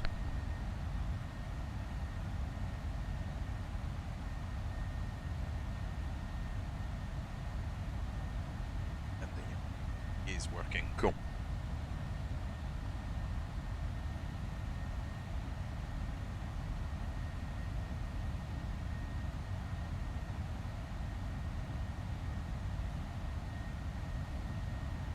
Yeah, the supervisors would spend most of the time checking anybody that was online for a while. Yeah, because I think I was a VATSIM supervisor for a few months or something, like many years back, and there was like a specific page where you could see people were connected for more than, was it 5 or 6 hours or something? I don't know if that exists anymore. It's been improved, because I'm talking about probably 15 years ago or even more. And so that page was a bit of, if you want, the reference to use to try to catch those people who are connected for a long time, and then, you know, you were looking at where they were on the map, and very often they were like in remote areas and stuff. So you think, well, these guys were probably not, you know, attending the connection. They were probably in bed or something. Yeah, then you have to put the the flight plan again. It's true. Yeah.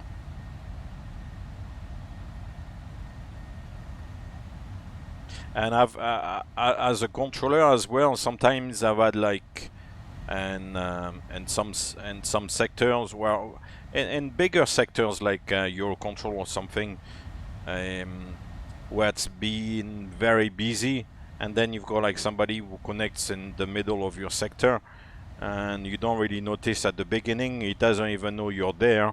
And then it kind of starts creating conflicts and stuff, and then you're like, oh shit, where's this guy coming from? You know, it kind of catches you by surprise because he was not in your kind of workflow, if you see what I mean. So it's a bit, yeah.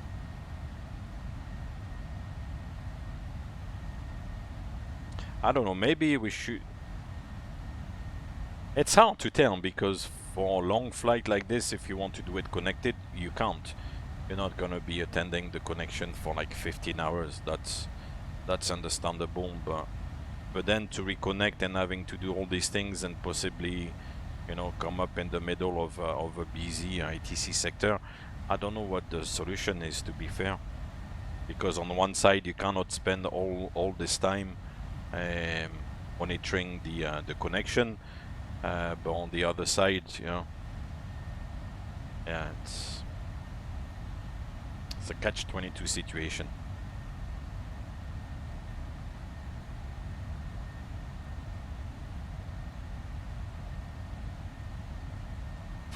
No, I mean, I don't I don't have any more like links with the supervising world.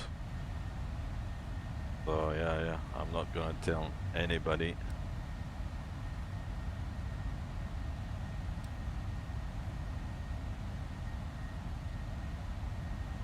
That's the thing, you know, they were kind of after you for not like supervising too often. But the other day, you know, we called like a supervisor and the guy was like, what, you know. There was like one guy who replied after like quite some time. And then they kind of, that's really annoying me, I have to say, because they kind of go through like the, you know, the motions, and it's very politically correct. Oh yeah, so and so. This is 1942 UTC.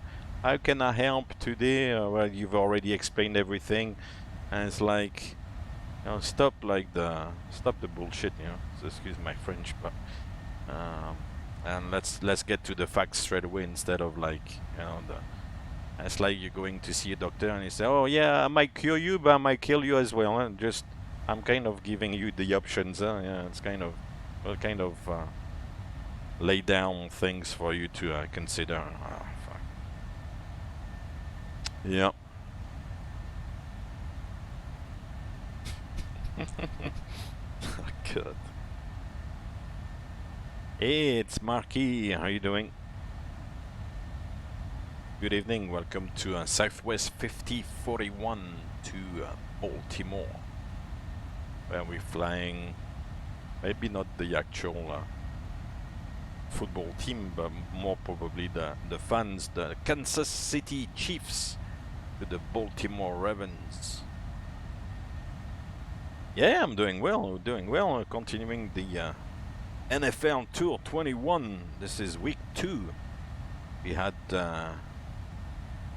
pre-season week 0, pre-season week 1, 2, 3. Last week 1, and this week 2. This is doing very well. We've got 18 weeks of regular season, so one flight every week, taking the away team to the home team, just like random games selected, and then we'll do the post-season as well. So you're gonna eat a lot of US flights until mid-February, I think, that the Super Bowl is. Oh, Fluidity, you live in KC? Oh, fantastic. Cool. It's looking good again this year. That's definitely looking good. The game last week was impressive. I struggled a little bit at the beginning, but came back nicely. So it's looking good.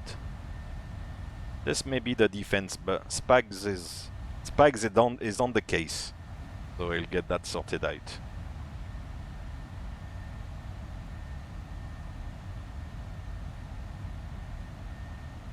Yeah. We'll see, huh? This weekend. I think it's the Sunday night game. It's gonna be interesting because Baltimore like lost the first one, so they'll need to get their arse in motion. And yeah, if they go 0-2 already, it's not looking good. Yeah, and Honey Badger should be back. Yeah, true. The famous Tyrann Matthew. Yeah. So yeah. So today we're flying to Baltimore, which is in Maryland, I think. And we're getting again those little chops. I don't know if you saw on the screen, the aircraft went a little bit very gentle. It's okay, the coffee didn't spill, so it's okay. I didn't spill the coffee there. I think there's a cup holder somewhere, if I remember. Oh yeah, here it is. Which was actually very dirty. It was like disgusting sometimes, because there had been like tea, coffee, like spilled, you know, a little bit, and it was kind of mostly dry. But then, you know, if you put like milk in your tea or in your coffee and stuff, then it gets a little bit greasy. So if there was a little bit of turbulence, like even like a day or two before, and it was not properly wiped and cleaned, then there'll be like a few stains and it will be a little bit sticky. And that's the coffee holder there. Well, the cup holder, I should say. Fantastic, on the 737. God. It's interesting, this one has the circle placard, so I suppose they can go a little bit further out. Maybe it's got like a little ETOPS approval or something. Maybe 90 minutes. I'm not too familiar with the Southwest network, but I believe it's quite a big network. Eh? Yeah, I saw that one. United 2543 was the charter, yeah. P3D, yeah. I saw that one on what's it called? FlightAware, yeah. The United 2543, which was on 767, I think. So is that the one for the team, or is it just like one charter for passengers?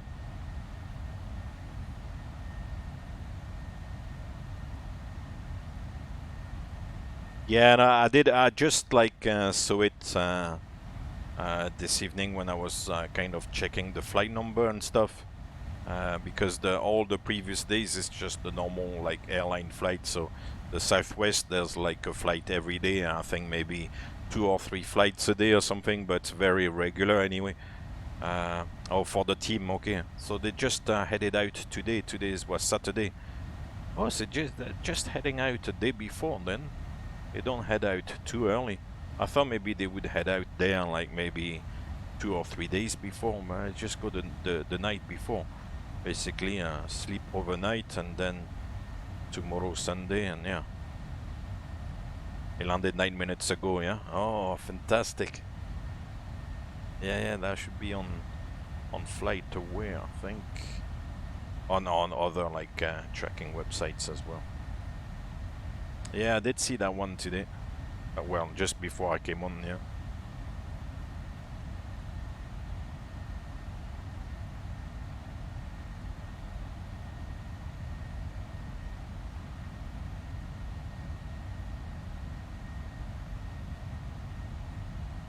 Yeah, United 2543, a Boeing 767-400.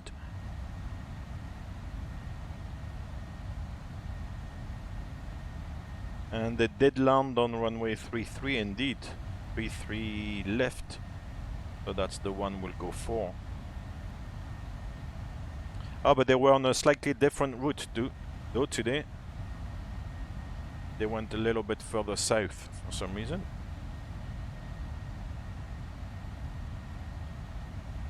Oh well.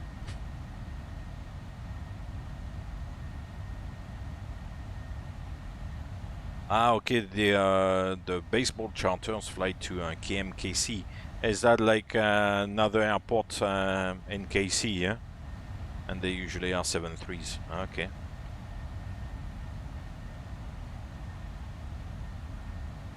So it was the same departure. It was the Lakes 3 departure we did out of Kansas City, but then they went further south towards St. Louis and stuff, and then they're coming in via the south. We're gonna get in Baltimore a little bit via the northwest. They came in via the southwest, yeah, to do the Raven 6 arrival. I think that's a reference to the football as well. Because in Kansas City there was a Chief 7 departure, which I'm sure has a reference to do with the football as well. That's KC downtown, Charles B. Wheeler. Okay. Cool. Yeah, I'm not overly familiar with the area. I just like know the main airport because it's like an en route airport, but yeah, that's good. Microflight, you're saying the Frankfurt was full of 737 and 320s tonight. Wow.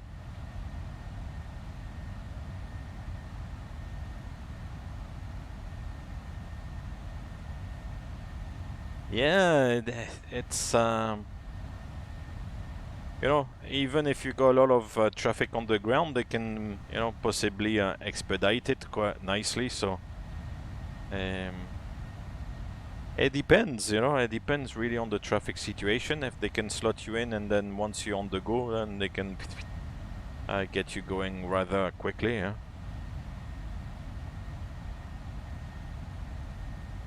Okay, it was the it's a smaller executive airport now, but it was the original commercial airport for the city before the international airport was built. Cool. Hey, Starway, how are you doing? Did you score some touchdown tonight? Not really, no. We're still flying there. We'll see tomorrow. We'll see how tomorrow goes. Tomorrow it's starting at 1 p.m. Eastern, I think. Then you've got the 1 p.m., the 4 and a bit p.m. games, then the Sunday night, and then the Monday night. And there was a game on Thursday night as well. So that keeps me busy, I have to say, because every week I kind of watch at least 3 games, and then watch all the highlights and stuff. So it keeps me busy. And if I'm like down route or something, it gives me something to do as well. So that's not too bad.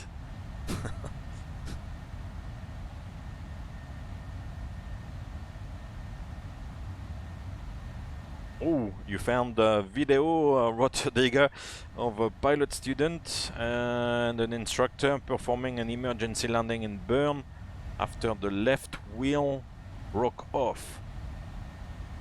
Wow. Oh yes, please do post the link. Yeah. After a touch and go. It was it like a hard landing? Then he was like, oh, and the wheel like breaks. God.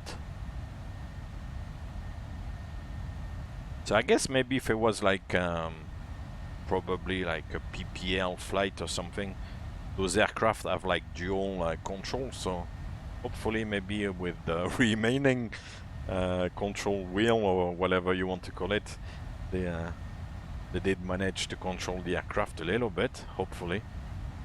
That sounds like scary, yeah? Because I think there's, you know, we talked about fire the other day, saying that fire obviously will eventually destroy the aircraft and kind of be very nasty. But another nasty one is a flight control issue, you know. Once you lose your flight controls and you try to turn left and right and go up and down and it doesn't respond properly. That's not nice, man. That's really not nice. Oh shit, that's the arrival, man. We are like chatting away there. That's the arrival coming up. Gonna have to get in gear. Otherwise we're gonna... That's the last waypoint on the flight plan, and then there's no arrival, so I need to set the arrival. So yeah, it's gonna be 3-3, I believe. 3-3 left will go.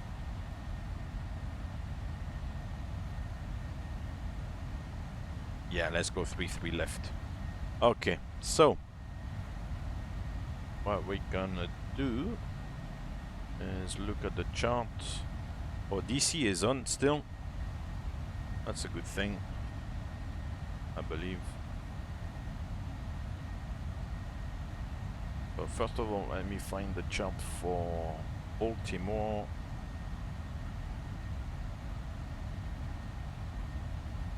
We'll be looking for the Anthem 3. It's a long transition actually. There's not so much of a rush. And mind you, it depends also the arrival on what the ATC is going to give us. Oh, it wasn't too hard, but it broke right off. The instructor kept his cool. That's good. You want to kind of stay... you want to stay cool. Yeah, we'll see how it goes with time. Yeah, no worries. We'll see. I'm not saying that we will, because yeah, it's already starting to be un poquito late. But yeah, it depends how it goes. Otherwise, we'll watch it like maybe another time. But definitely post the link on the Discord. I think. Yeah, I've seen that you posted the link on the Discord. Yeah, beautiful. So. God.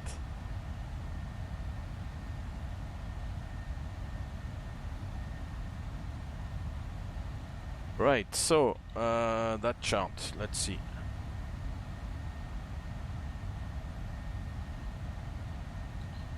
So it's the Anthem 3 RNAV for Baltimore. That was like effective a long time ago, but these are like in date, those charts, I believe. So it's still valid. So we'll go into the FMC, departure arrival, and so we'll try 3-3 left if it would give it to us. The Anthem 3 or 3-3, and the Newsom arrival, and execute that. So after Newsom, that's quite long. So we go to Cayman first, then to Biner here, then to Lundy at flight level 290. That's correct. And after Lundy to Kirby between 21 and 24. So 21 and 24 is correct. Then to Quiche. Quiche is in. Then to Booby or Bobby. I don't know. Between 180 and 15,000. That's correct. Then it's Chef. 15,000 or below. We've got Chef 15,000 or below. Then Eagle. Between 13 and 12, 12 and 13, so that's good. And then to Anthem. Happy days. I'm tired already. So that's in. And after Anthem, it continues. It's not over yet. So after Anthem, for the Anthem 3, we go to Jabber, whatever, 11,250 knots. So where are we? Yeah, Jabber 250, 11,000.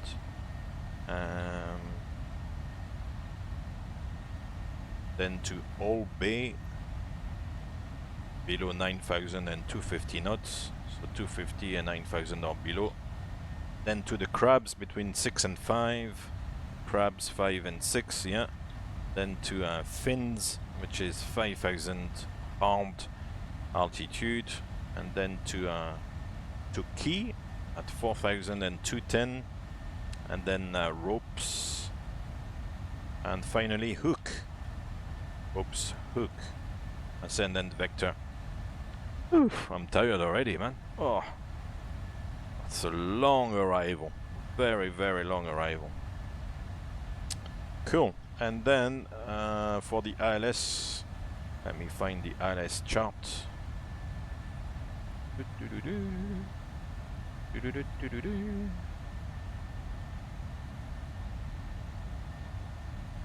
I'm puzzled because these charts are supposed to be in date, but I don't have an ILS for 3-3 right. So we'll have to do the 3-3 left, regardless, because I don't have any information for 3-3 right. That's quite weird. Because there is an ILS, but I don't have the chart for it.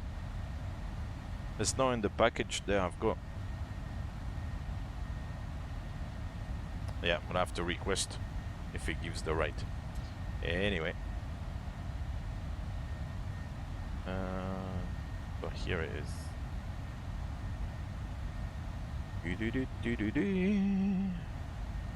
So, ILS 3-3 left from John's. Where is it? No. Splat is good actually. 2400 at Splat. Then to Grave 1500. We cross Grave at 1500 here.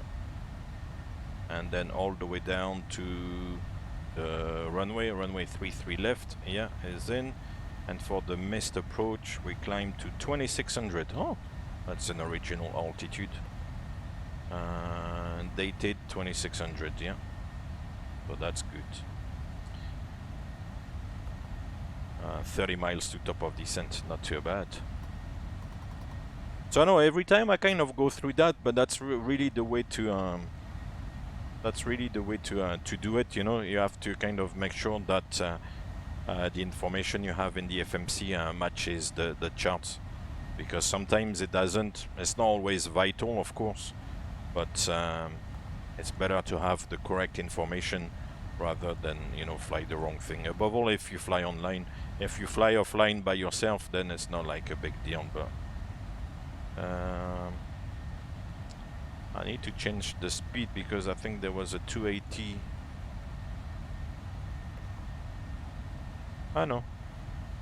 Oh no, it's okay. I don't need to change that actually. So there was a warning that came on, enable 280 knots, but I don't think it's gonna be required. I don't know. It's not that important. Ah, yeah. The third digit, yeah. My bad. No. I think on the 777 you can, but maybe this one is not advanced enough. Mind you, the FMC and the LNAV is actually better on this than on the 777. So there you go. Right. So for the ILS here, it's a little bit also more involved, because you need to set the courses, you need to set the frequencies, of course you need to set the minima.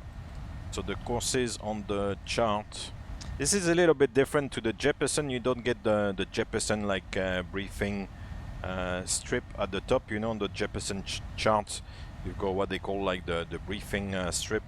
On these charts you don't get it, but hey, you cannot get everything, eh? So inbound for the you call that, for the courses is 335. So we'll set 335 here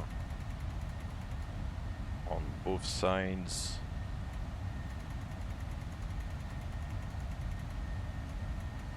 Like this. Auto brakes will go. We'll go 3. I like 3. It's a good number. Minima is 350. So barrow, make it 350. With the mouse wheel is better. 350. The altimeter was 3002, so we can preset that. 3002. Reset MCP altitude. Okay. So in the descent, the first restriction is 290, so we'll set 290, I think. Yeah. Oops. Like this. And the frequencies for the ILS-33 left is 111.7.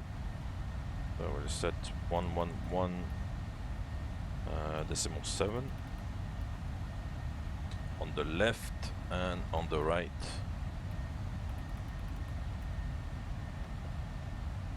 Okay. And finally we'll work out our VRF. So we're gonna land, we said, with about 2.9, and zero fuel weight is 59.2. So 59.2 plus 3 is 69.2, 62.2. So let's call it the landing weight 62, because we're gonna burn a little bit more on the approach. Flap 30, yeah, plus 5.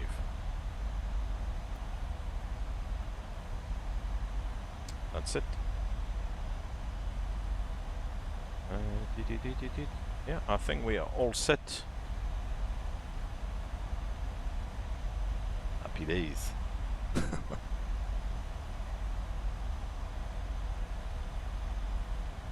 So, if we look at the descent checklist on the pint of Guinness here, it does open up. Pressurization, we've got the land altitude of the airport. The airport altitude is 143, I think, and this one is rounded up 150 in the pressurization panel, so that's good. Recall is checked on both sides. Auto brake is 3. Landing data VRF is set 144, and minimums 350. 350, yeah. And finally, approach briefing is completed. So following the arrival as published, and then if we get ATC vectors, otherwise self vector for the ILS-33 left. We're looking for India Romeo Uniform X-ray as the ident. We're going down to 350 feet and see if we can land or not. If we cannot land for any reason, even if it's below the minima, then we'll have to go around. So on the 7.3 it's go around flaps 15, not 20. And yeah, positive climb gear up. We'll climb to 2600 feet and follow the magenta line. Children of the magenta line, we are. Right, where's ATC? Why is he not asking me to get in touch with him? Not quite there yet. There's somebody behind me actually, JetBlue 658.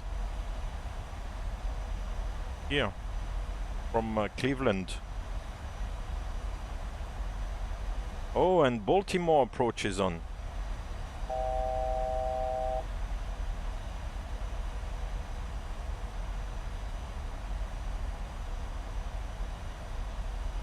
Okay.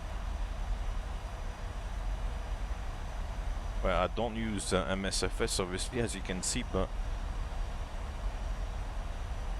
right, we'll continue the descent, and he's contacting me. Contact him on 133725. 133725. 3725. Ah, here's a bit of action. Nice. Washington Center, Southwest 5041, descending on the Anthem 3 arrival. Southwest 5041 Washington Center, squawk 0552. Squawk 0550, Southwest 5041. Southwest 5041, 0552. 0552, Southwest 5041. United 688, contact Boston Center 134.7. 134.7, United 688. River 771 Bravo Charlie, contact Boston Center 134.7. Ah, fantastic. Yes.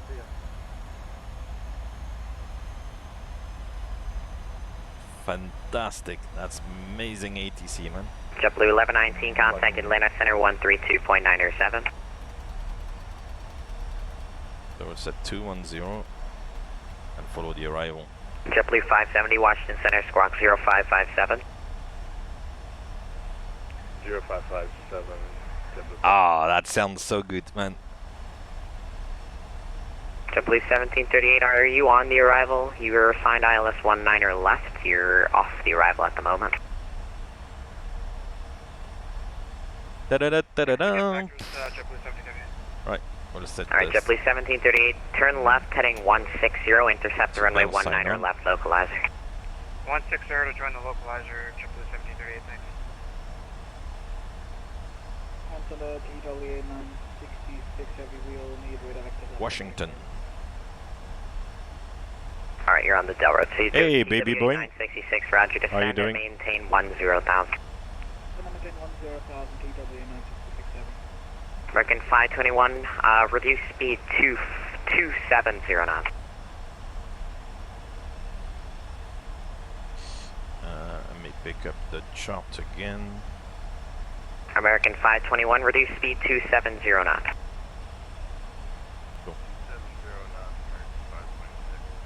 Southwest 5041, radar contact 42 miles west of the Hagerstown VOR, flight level 250. Descend via the Anthem 3 arrival and maintain best forward speed in the transition. Okay, descend with the Anthem 3 arrival and maintain high speed southwest 5041. JetBlue 570, radar contact 44 miles west of the Hagerstown VOR, Okay, flight level so 256. best Descend via forward Anthem 3 speed, arrival, so we're gonna maintain, put 260 300 knots in the descent. That should do, and execute. Copy radar contact, descend via the Anthem arrival, maintain 260 knots, JetBlue 570. JetBlue 1738, are you on the ILS 19 right at the moment? And we can descend with the whole You're arrival. on the ILS 19 Oh. right, localizer. The next altitude is We're on 15,000. the 19 left localizer, JetBlue 1738. No, you're on the 19. You're on a 180 heading, and you look like you're on the 19 right at the moment. 15. Center, we have the field in sight, JetBlue 1738. Alright, JetBlue 1738, clear visual approach runway 19 left. Clear Woohoo. visual approach 19 left, JetBlue 1738. Yeah, best forward speed. I'm not gonna go too high, but 300 is good. I think the guy behind is doing 260, so that shouldn't be bad. Let's go back to VNAV actually. JetBlue 418 to send via the CAPS 3 arrival, Washington landing south.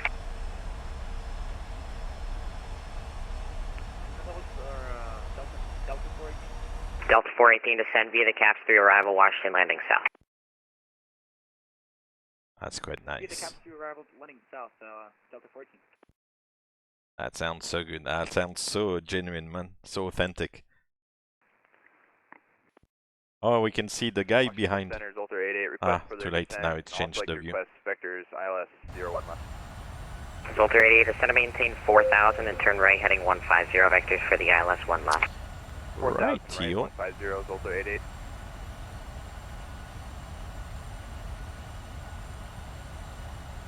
JetBlue 1738, runway 19 left, clear to land. 19 left, clear to land, JetBlue 1738. Hey, baby Boeing, how are you doing? American 222 at Daddy, clear to ILS runway 19 Yeah, the left. path is a little bit At Daddy, clear the ILS runway 19 left. upside down, but it's because I was Doing also 966, can you expect doing the- several can you things. They expect went the into ILS a 19 or VNAV center? out, so.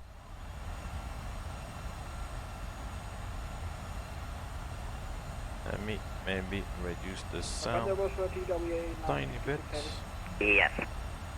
Unable, we only can take. Yeah, not bad. Thank you very much. Almost there. And Alright, TWA Baltimore, 966 so heavy, that's roger, good. descend and maintain 3,000. And descend and maintain 6,000 for now, turn left heading 210. right, so after 15,000, we can go down American to 521, can you accept the ILS 19 or center? 12,000, I guess. And now we pass the transition. Why is it? Ah, it wants to come back on the speed. So let's set 15,000 or above. 991 Mike Lima, Washington Center, hello cross iRocket at 8,000, the Philly altimeter 3000. It doesn't do like the 737. Oh man, this is getting too much now for one pilot. So we'll set the QNH. American 206 cross And news at flight level 270. why is it doing this? It shouldn't be doing this. American 206 cross news at flight level 270. The descent speed should be 300. Yes, cross news at flight level 270, please. I don't get it. But anyway, it doesn't matter. Negative. Cross news at flight level 270. Well, today the bot is a little bit on strike, so there's no bot running today. Alright. Can if you give me a sec, I can switch over to 100 if that helps. Yeah, would you like the visual 19 center? I'm not really sure why Alright, it American gives me 280. You can remain on the ILS 19 left, and American 521 expect the visual approach runway 19er center.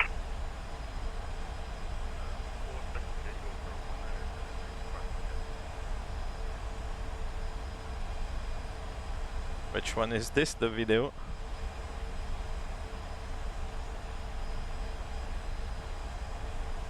Oh. Who's that dude? Baltimore accent, God. Southwest 5041 contact Potomac approach 119.7. 119.7 with Potomac approach Southwest 5041, bye bye. Alright, American 222, you're off the arrival, sir. Turn left heading 170, vector. So 119.7 Potomac, from the name of the river, I guess.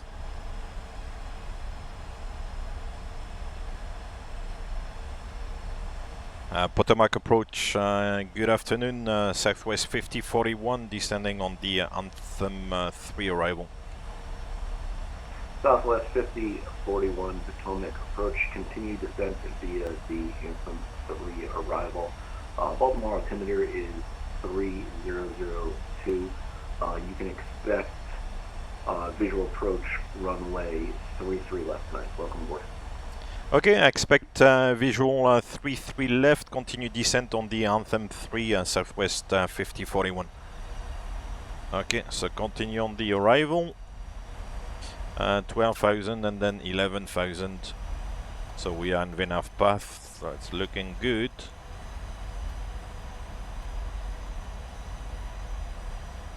Visual approach, so we can do an ILS, we can lock onto the ILS, but it'll kind of let us on our own to do it.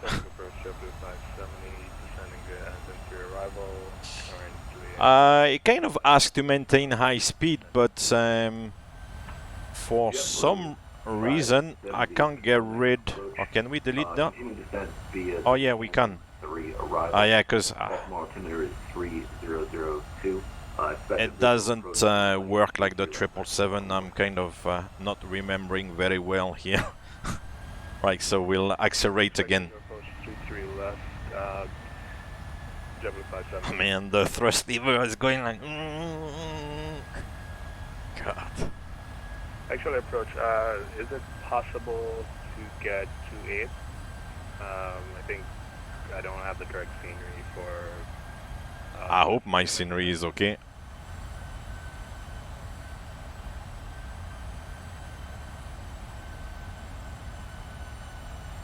JetBlue 570, Roger, expected visual approach runway 28, may need to around to give traffic time to get in on intersection runway. I do have a runway 33 left in the scenery because the EFB has picked it up, as you can see here, so fingers crossed. I'm not gonna embarrass myself too much. Right, so 11,000, and after 11,000, let's go back to VNAV actually.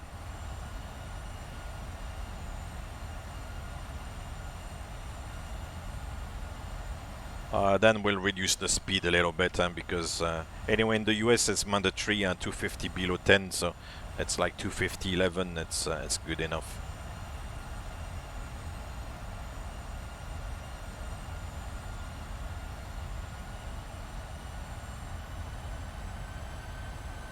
Yeah, I think I should be working in Volanta for the landing rate. Yeah, you can do that, Rotterdigger. That would be great. Thank you for that. That's a good idea. I forgot to got the landing rate as well in how do you call that? In Volanta. Right, so we got to kind of level off here at 11,000. It's okay. And then there's a decel point, so at that decel point there, the little green dot with decel, of course, then the speed is gonna come back to 250. And we're gonna maintain 11,000 until Jabber, and then after that we can go down to 9,000. So we can already set 9,000, and the altitude will stay where it is. It's not gonna descend. Beautiful. Oh man, I'm so happy of ATC here. It's fantastic.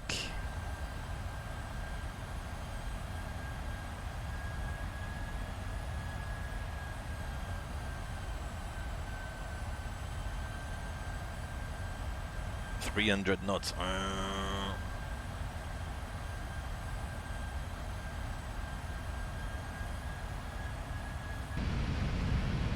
Oh, check the wings. The wings are going like... It's a little bit bumpy, ladies and gentlemen. Make sure your seatbelt is tightly fastened. Man, check the wings. That's beautiful.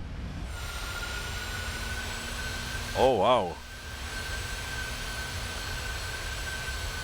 Yeah, a little bit of simulation of the bumps there. Where's the JetBlue? Is behind. You can see the label there. 10 miles behind. We're not gonna see him anymore.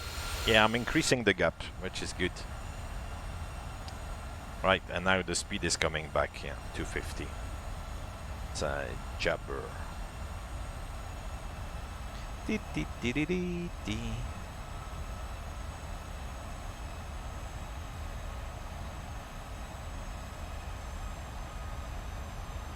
And then there's no tower. Oh. There was an ATIS.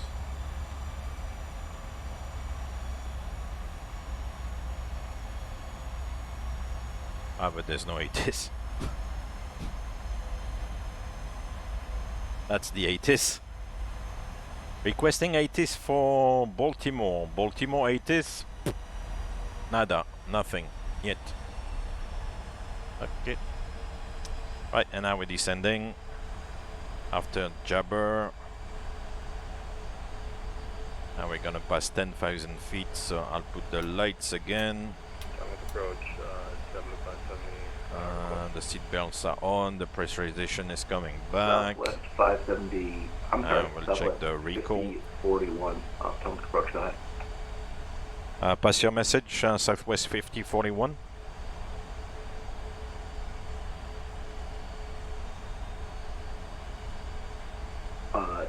Sorry, Southwest 5041, please repeat request. No, I thought you had called me, Southwest 5041. I have no request.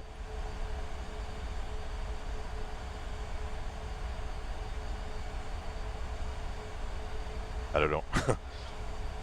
Southwest 5041, roger. Apologize, was there another aircraft on frequency with a request for Potomac approach? No worries.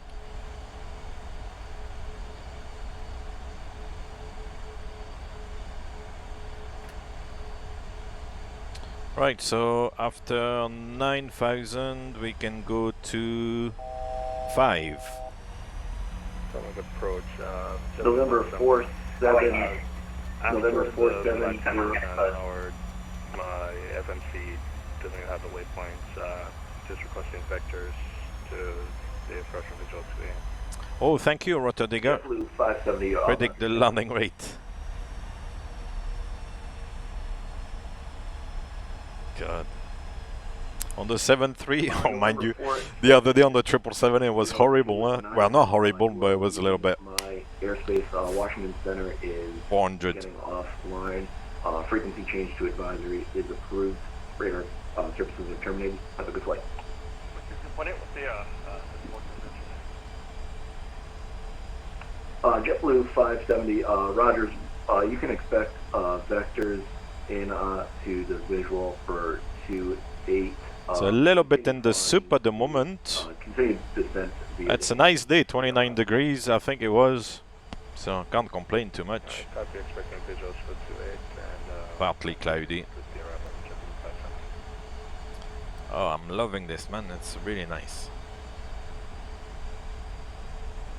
So Old Bay is 9,000 above at 250. Ah, so why did the computer come back? Enable. Why?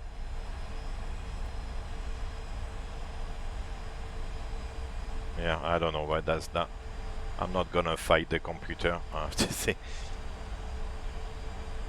That's only 10 knots, it's okay. It was very firm, yeah. Oops. As I said, you know, it kind of adds a little bit of spice to the prediction, you know, because if every time it's kind of decent, then you know where to aim for. So if from time to time I do like a firmer one, then yeah.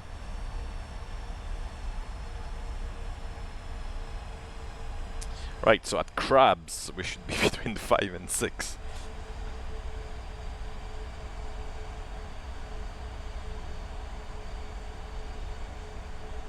We're getting the vectors after hook. Actually, where's on the display? The airport is at 2:30, 3 o'clock. But we're still in the soup. There's nothing to be seen outside. It's gonna become visual, yeah. Now we've got a little bit of breaking through the cloud. Nice.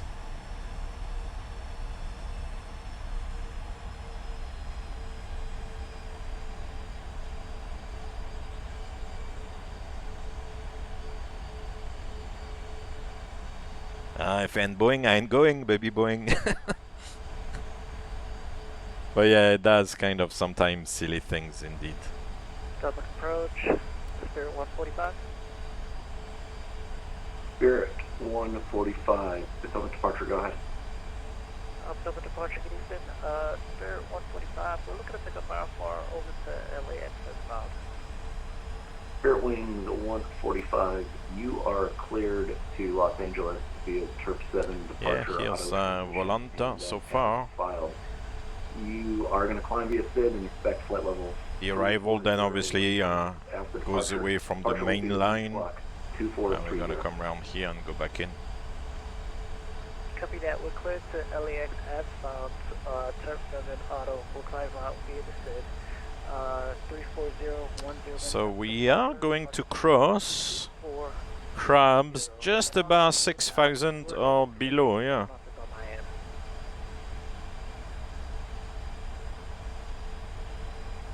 Oh no, the ILS ident is not correct. 145, readback is correct, just recycled the ATIS, pushes at your discretion. Contact me when ready to taxi with current information.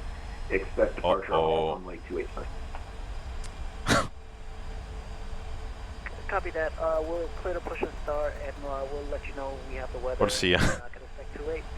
What now? Last chance. Where airport is this? Down here.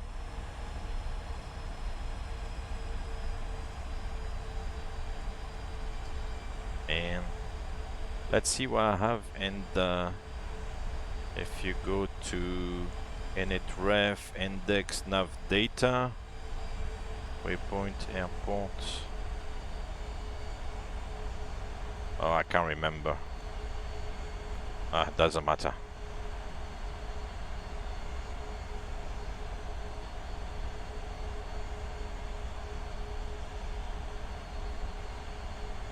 Now I'm concerned I don't have the right ILS.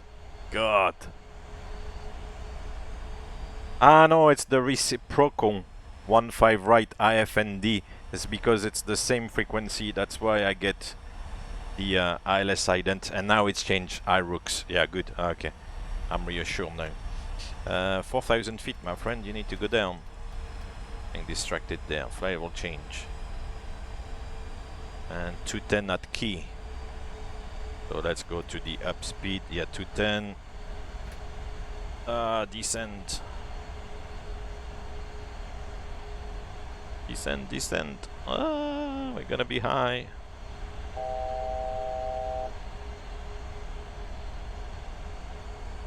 Oh, here's Baltimore probably, and the airport down here.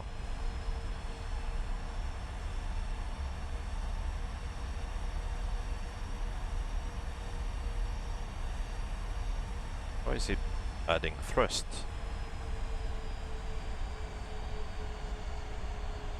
Southwest 5041, descend and maintain 2,500. Descend and maintain 2500, southwest 5041. So 2500 is set. I could be wild and call him visual now. Southwest 5041, fly heading 200, speed 180 knots. Fly heading 200 and speed 180 knots, southwest 5041. So flaps 1, heading select 200, 180 knots. We'll go flaps 2. You can... no, flaps 5 then.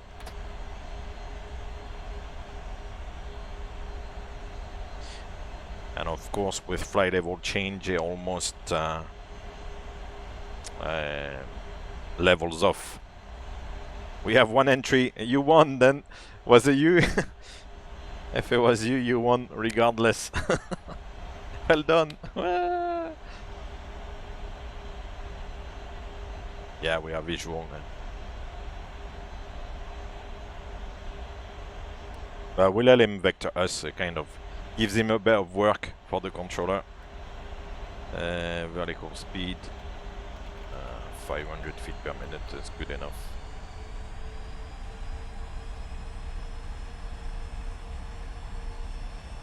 Cool. Almost there. 3 tons of fuel at the moment. Told you on the arrival you burn a bit of fuel because you configured the flaps. It adds a little bit of drag. Southwest 5041, turn right heading 280 and intercept the runway 33 left localizer. Okay, right heading 280 and intercept the localizer runway 33 left, southwest 5041. And JetBlue 570, descend and maintain 3000, maintain present heading, expected vectors to final. Okay, so we got correct sensing. Localizer I said, so I will go for the localizer. I think it's gonna work out nicely actually. Nice vector. Where's the airport? Oh, the airport is here. We are visual 33 left, southwest 5041. Southwest 5041, roger. Clear to visual approach, runway 33 left. Clear visual approach 33 left, southwest 5041. Okay, Vorlock and glide slope armed. And 2600 for the missed approach, yeah. Oh. We'll set the runway heading. Here we have to set it manually. Here's 33 left. I think it looks good on the map. Yeah, more or less. So clear for the visual.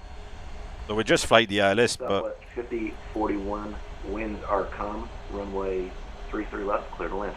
Clear to land 33 left, southwest 5041. Yes, beautiful.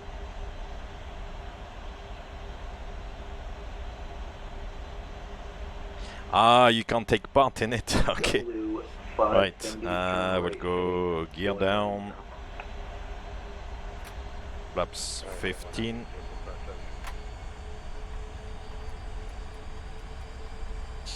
So, start switches are continuous. Recall is checked. Speed brake arm green light. Landing gear down 3 greens. Auto brake 3. Holding at flaps. We'll go flaps 30. And JetBlue 570, turn right heading 250, intercept the runway 28 localizer. Landing lights on.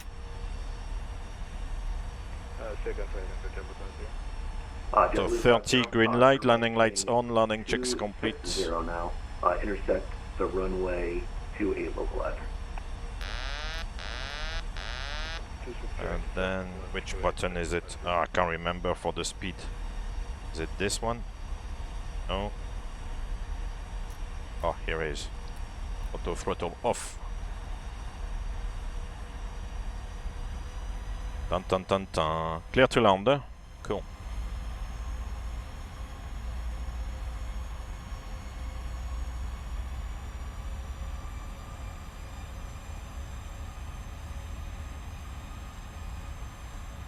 %, 58% should do the trick on the N1.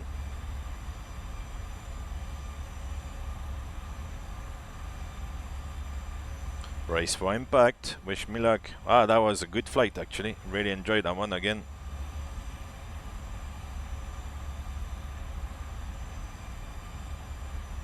$100, 50, 40, 30, 20, 10.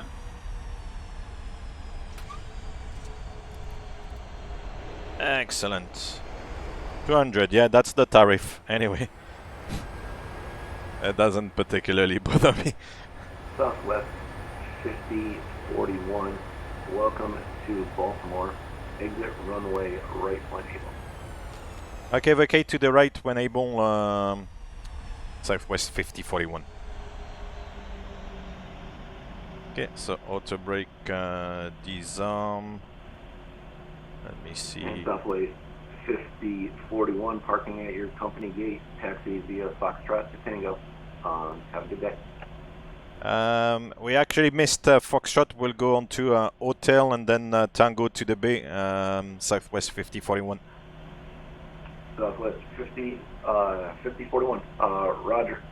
Parking at the gate. Taxi via Hotel to Tango. Thank you very much. Hotel and Tango to the Bay, Southwest 5041. Thank you for the nice service. We'll see you soon, sir. Thank you. Right, so that's Papa and then Tango. JetBlue 570, field is at your 12 o'clock, about 15 miles. Right. A little bit far away. Let's start the APU. Ah, we had a bug strike there.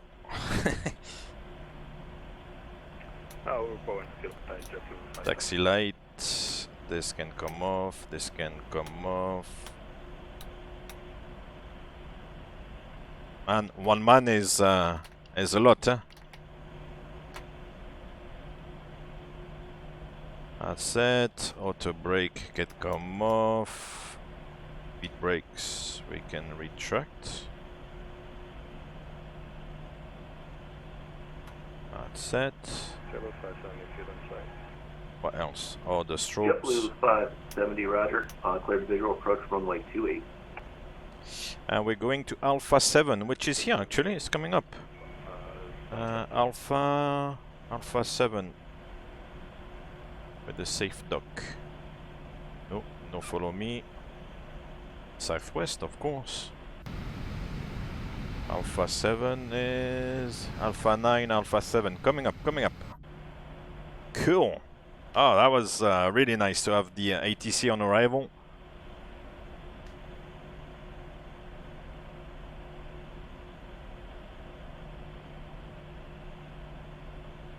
Baby Boeing, target N1, flap 40 AC, aircraft weight, flap 30, aircraft weight, -4%. Yeah, it usually works quite nicely in the aircraft from what I remember. turn onto the gate here. So the lights can come off now. Cabin crew to disarm the doors. Or whatever. You do it. I'm sure I've forgotten something to set there, but it doesn't matter so much.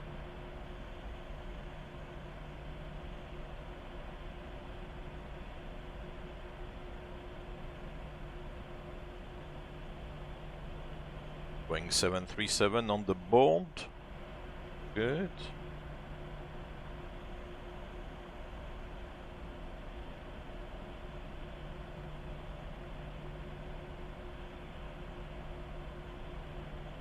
Oh, slow down. Ah, too much. Get going. The brakes are very sensitive. Up. Here we are. JetBlue 570. So, parking brake set, one blue. We'll put the APU on the bus, not to forget, otherwise if I shut down the engines, the aircraft is gonna go tzzz. And now we can shut down the engines. Whoop. Here we are. Welcome to Baltimore. Ahead of schedule. Welcome to Ryanair, another on-time flight.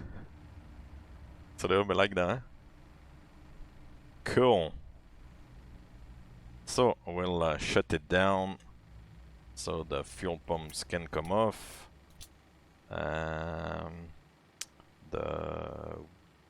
We'll release the passengers. The probe heat, the window heat can come off. The probe heat can come off. The electric hydraulic pumps. We'll put the bleeds on, the APU bleed on, and the isolation valve open. The anti-cold can come off. These, oh yeah, these I forgot.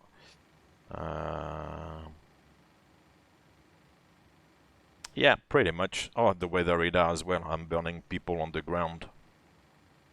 No. Let's disembark our passengers. Yeah, via the L1 door.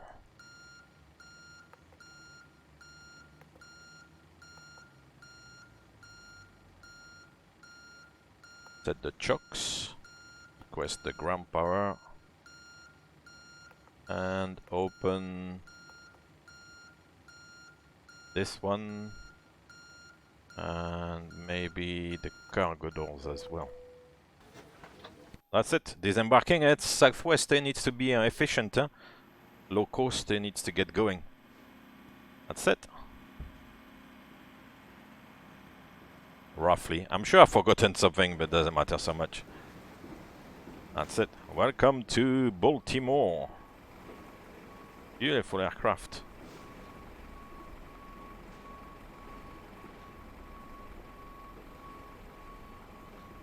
Gonna offload the bags. You've got bags at the front and at the back. That's it. Amazing. That was really nice flight actually on the arrival. It was very good.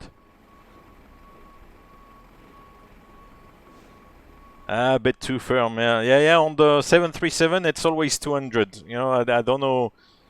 I mean, I do flare and everything, you know, it kind of comes down, you know, close the thrust and go there. Raise the nose. Yeah. That's maybe due to this bad boy. Always find excuses, huh? Yeah. It's strange because on this I kind of fly the opposite side, you know, I kind of fly with my right hand and the thrust lever, which is on the base basically of the joystick. I kind of move with the left hand, but when I fly like the aircraft, I fly with the left hand and the thrust lever with the right hand, so kind of it's a little bit funny. JetBlue 5. Oh, that was quick. Welcome to Baltimore. Exit runway right 18. Right, I'll disconnect VATSIM. And yeah, here we are. Let's connect actually the ground power. You got the ground power available, blue light here. You can press on the button and then we can shut down the APU. They're gonna get hot quite quickly maybe, but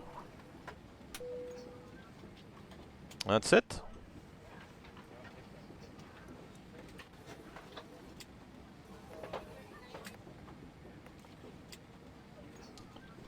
Still is embarking.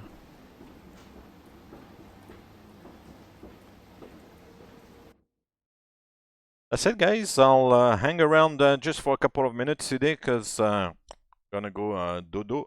But yeah, I hope you enjoyed the flight. It was really nice, really good on the arrival to get ATC and get a bit of you know, a few instructions and a bit of interaction there on the descent. So that was really nice. That was a good thing today.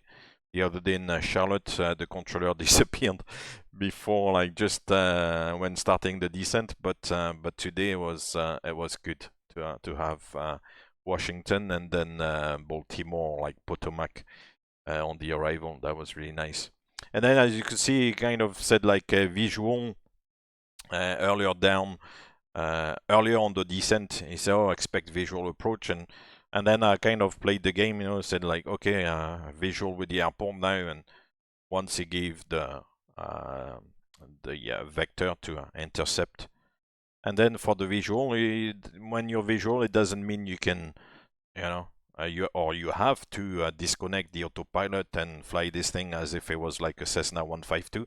No, you can just you know, lock on the ILS and fly the ILS.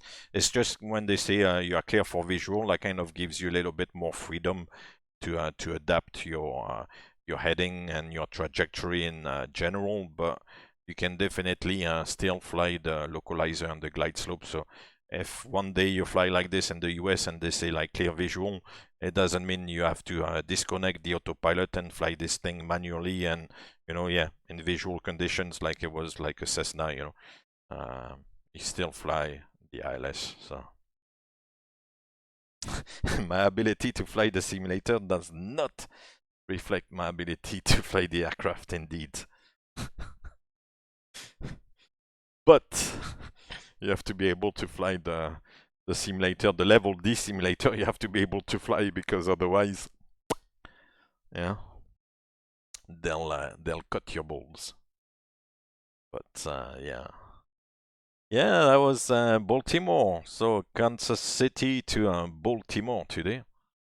So not bad. I think Volanta is registered. Yeah, Volanta is registered, which is good. You are the... no, not Baltimore. Welcome to Baltimore, Washington International Thurgood Marshall Airport. You are the 9th person to arrive there today on Volanta. Review the flight. Statistics. 2:16 block time, 2 hours flight time as per the flight plan. Landing rate, yeah, 213. Landing G, not too bad. Landing speed, the speed didn't come back too much, unless there was maybe a bit of a tailwind. Because actually this is the ground speed on landing, so if there's a bit of a tailwind, then the speed is higher than the approach speed. I have to look at it again. Yeah, there's always that bug where the cruise section was long, but on the graph there looks relatively short. No notes, no screenshot. That's that. Done. Oh, the flights are coming to starting to come together. Huh? We've got now a few dots here, and there's gonna be many more.